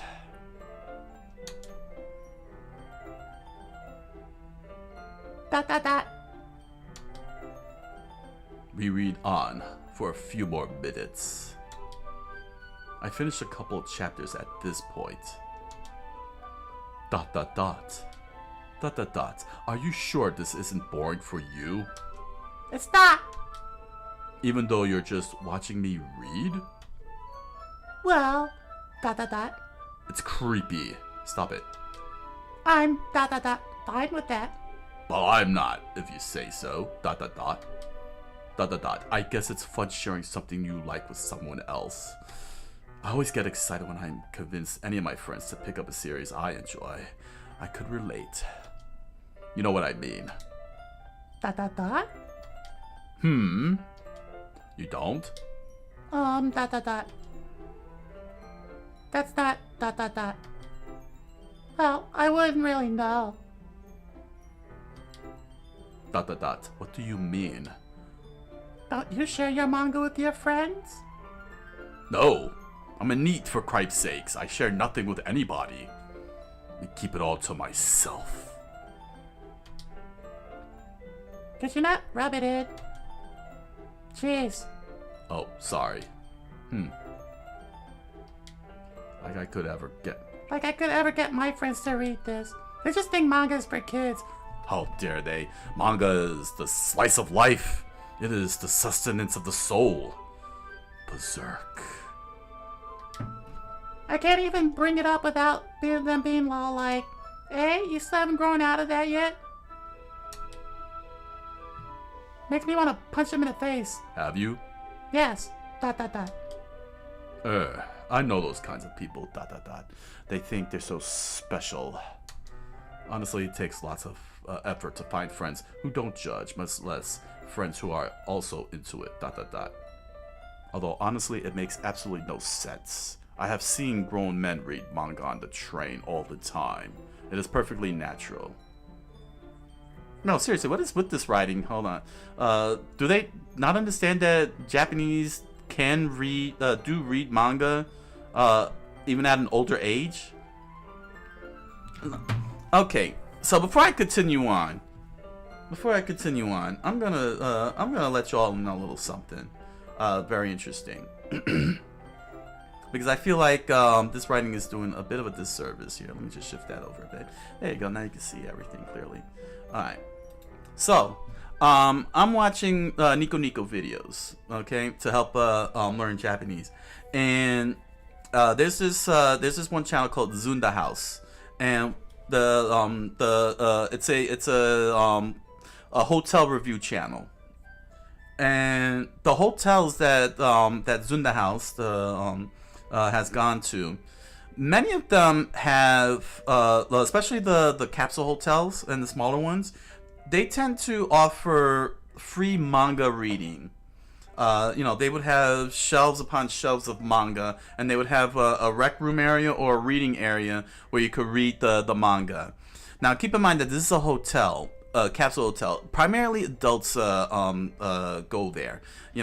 Families don't normally go to these types of hotels. It's usually, single travelers or small entourage travelers, what I'm saying, or businessmen or businesswomen who are going to, do a business meeting, on-site business meeting such. They usually go to like these types of things, and they offer up manga. So grown adults are reading manga, there. What I'm saying? Manga is really read by a lot of grown adults throughout Japan. So I don't understand this this little critique going on here about manga being for kids. Because the last I checked, Berserk ain't really for kids. In fact, neither is Chainsaw Man or what I'm saying, like GTO is definitely not for kids. So I don't understand why they're why the writers are narrating that. That seems very weird. It feels very weird, and it doesn't seem to I'm kind of wondering if they did research, if they did due diligent research into Japanese schools, the manga culture, Japan in general. It's a little weird. It feels a little weird that they're saying this, the narrative.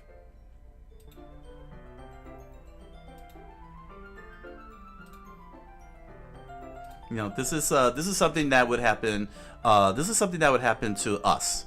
What I'm saying? Here in North America, we would probably be the ones telling an adult, oh, you're reading Japanese manga, grow up. What I'm saying? That's something we would do. I can't. That's why it's very weird. It's very, very weird that they would lean into this in the narrative.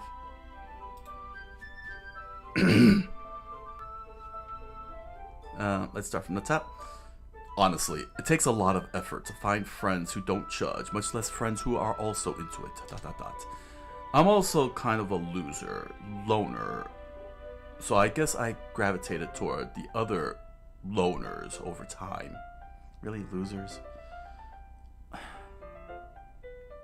I know I'm ad-libbing that, but I just think that's really, really ridiculous.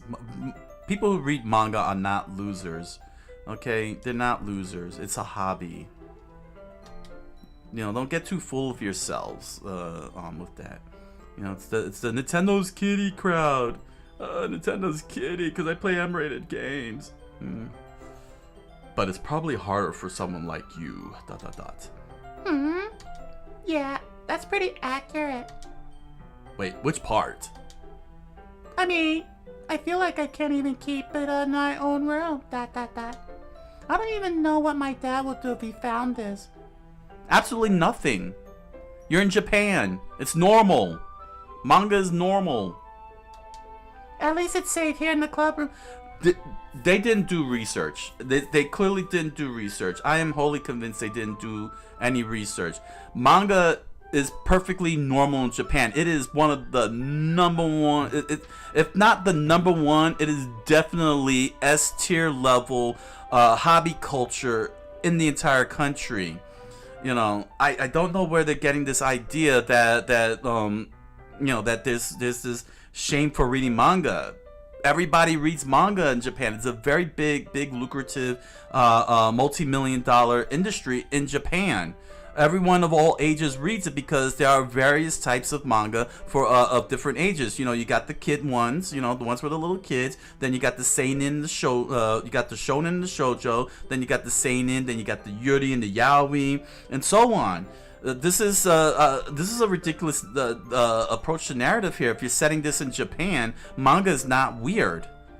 If this was set in the United States, I could see that. Because we do have that type of sentiment, when it comes to seeing adults reading comic books and manga. It's perfect. That's perfectly normal here in the United States to get those type of weird looks. But in Japan, no one bats an eye if you read manga. No one bats an eye at all. It's perfectly normal. If I were in Japan right now and I was reading one of the manga, nobody would be batting an eye. They'll probably sit down and and ask if I like that. Hell, I'll probably be reading it in Japanese, so they'll be like, "Oh, you understand it?" They'll ask questions like that because they'll be curious. If I understand what I'm reading and so on. But they wouldn't sit there and be like, "Oh, you're reading a manga? Grow up." I don't know where they're getting this idea from, but I think this is coming from being North America, United States sentiments, and this is definitely not how it would be done in Japan. From the top. At least it's safe here in the club room. Except Monica was kind of a jerk about it. Ugh, I can't win, can I? Well, it paid off in the end, didn't it? I mean, here I am reading it. Well, it's not like that solves any of my problems. Maybe. Dot. But at least you're enjoying yourself, right? Underline. Dot. So? Ahaha. Jeez, that's enough. Are you gonna keep reading or what? Yeah, dot. I flipped the page. And I immediately closed the book. I did not like what I saw in those pages. Suddenly, Natsuki starts laughing. Ha ha ha ha! I totally forgot that happens. Natsuki puts her finger on one of the panels. Minori is my favorite character. You always feel a little bad for her since she's so unlucky. But it gets especially bad when... I shouldn't be talking about that yet. Spoilers. Just finish this chapter. Alright. Natsuki's voice sparkles with excitement. It was like kidda all over the place. You could just sense it. Look at them sparkles. It's a stark contrast to her usual bossy tone. But if she's not used to sharing her favorite manga with her friends, I can understand why.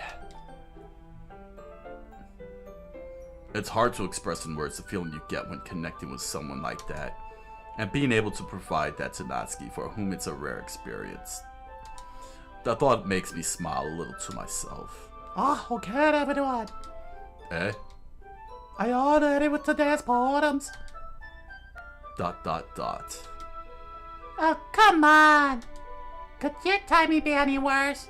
I was snuggling up to him. Oh, sorry.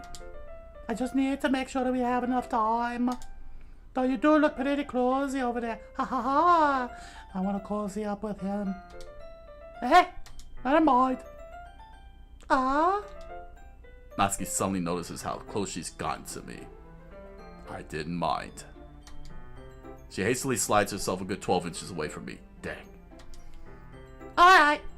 Alright, enough of this.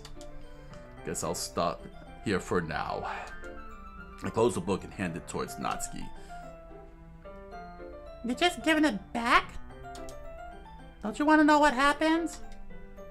Yeah, but... Monica just said... Don't be dumb. Just take it home with you. Eh? Is that really alright? I say that mostly because I really didn't plan on using my spare time to read this, and quite honestly, I do not want to speak more of this panel that she pointed out. Well, of course. It could take forever to finish if you didn't take it home. Just finish that one before tomorrow so we can start the next one. And if it gets bent, I'll kill you. By tomorrow? ... I only got partway through the volume so far. I don't know how. I might fall behind on some shows if I try to get through this.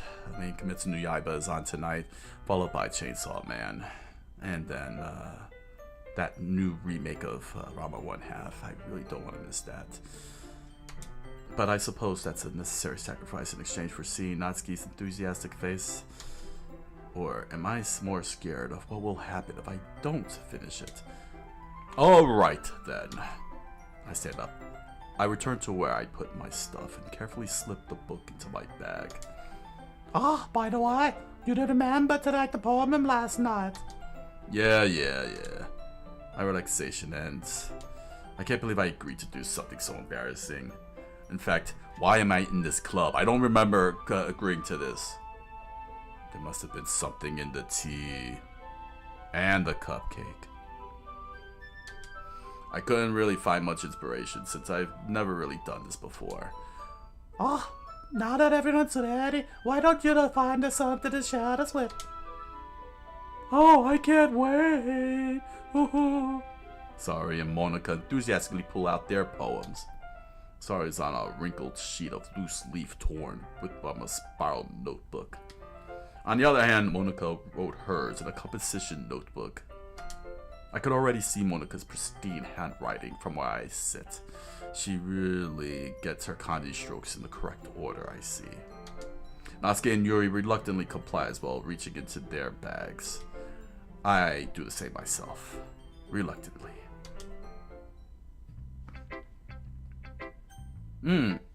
Who should I show my poem to first?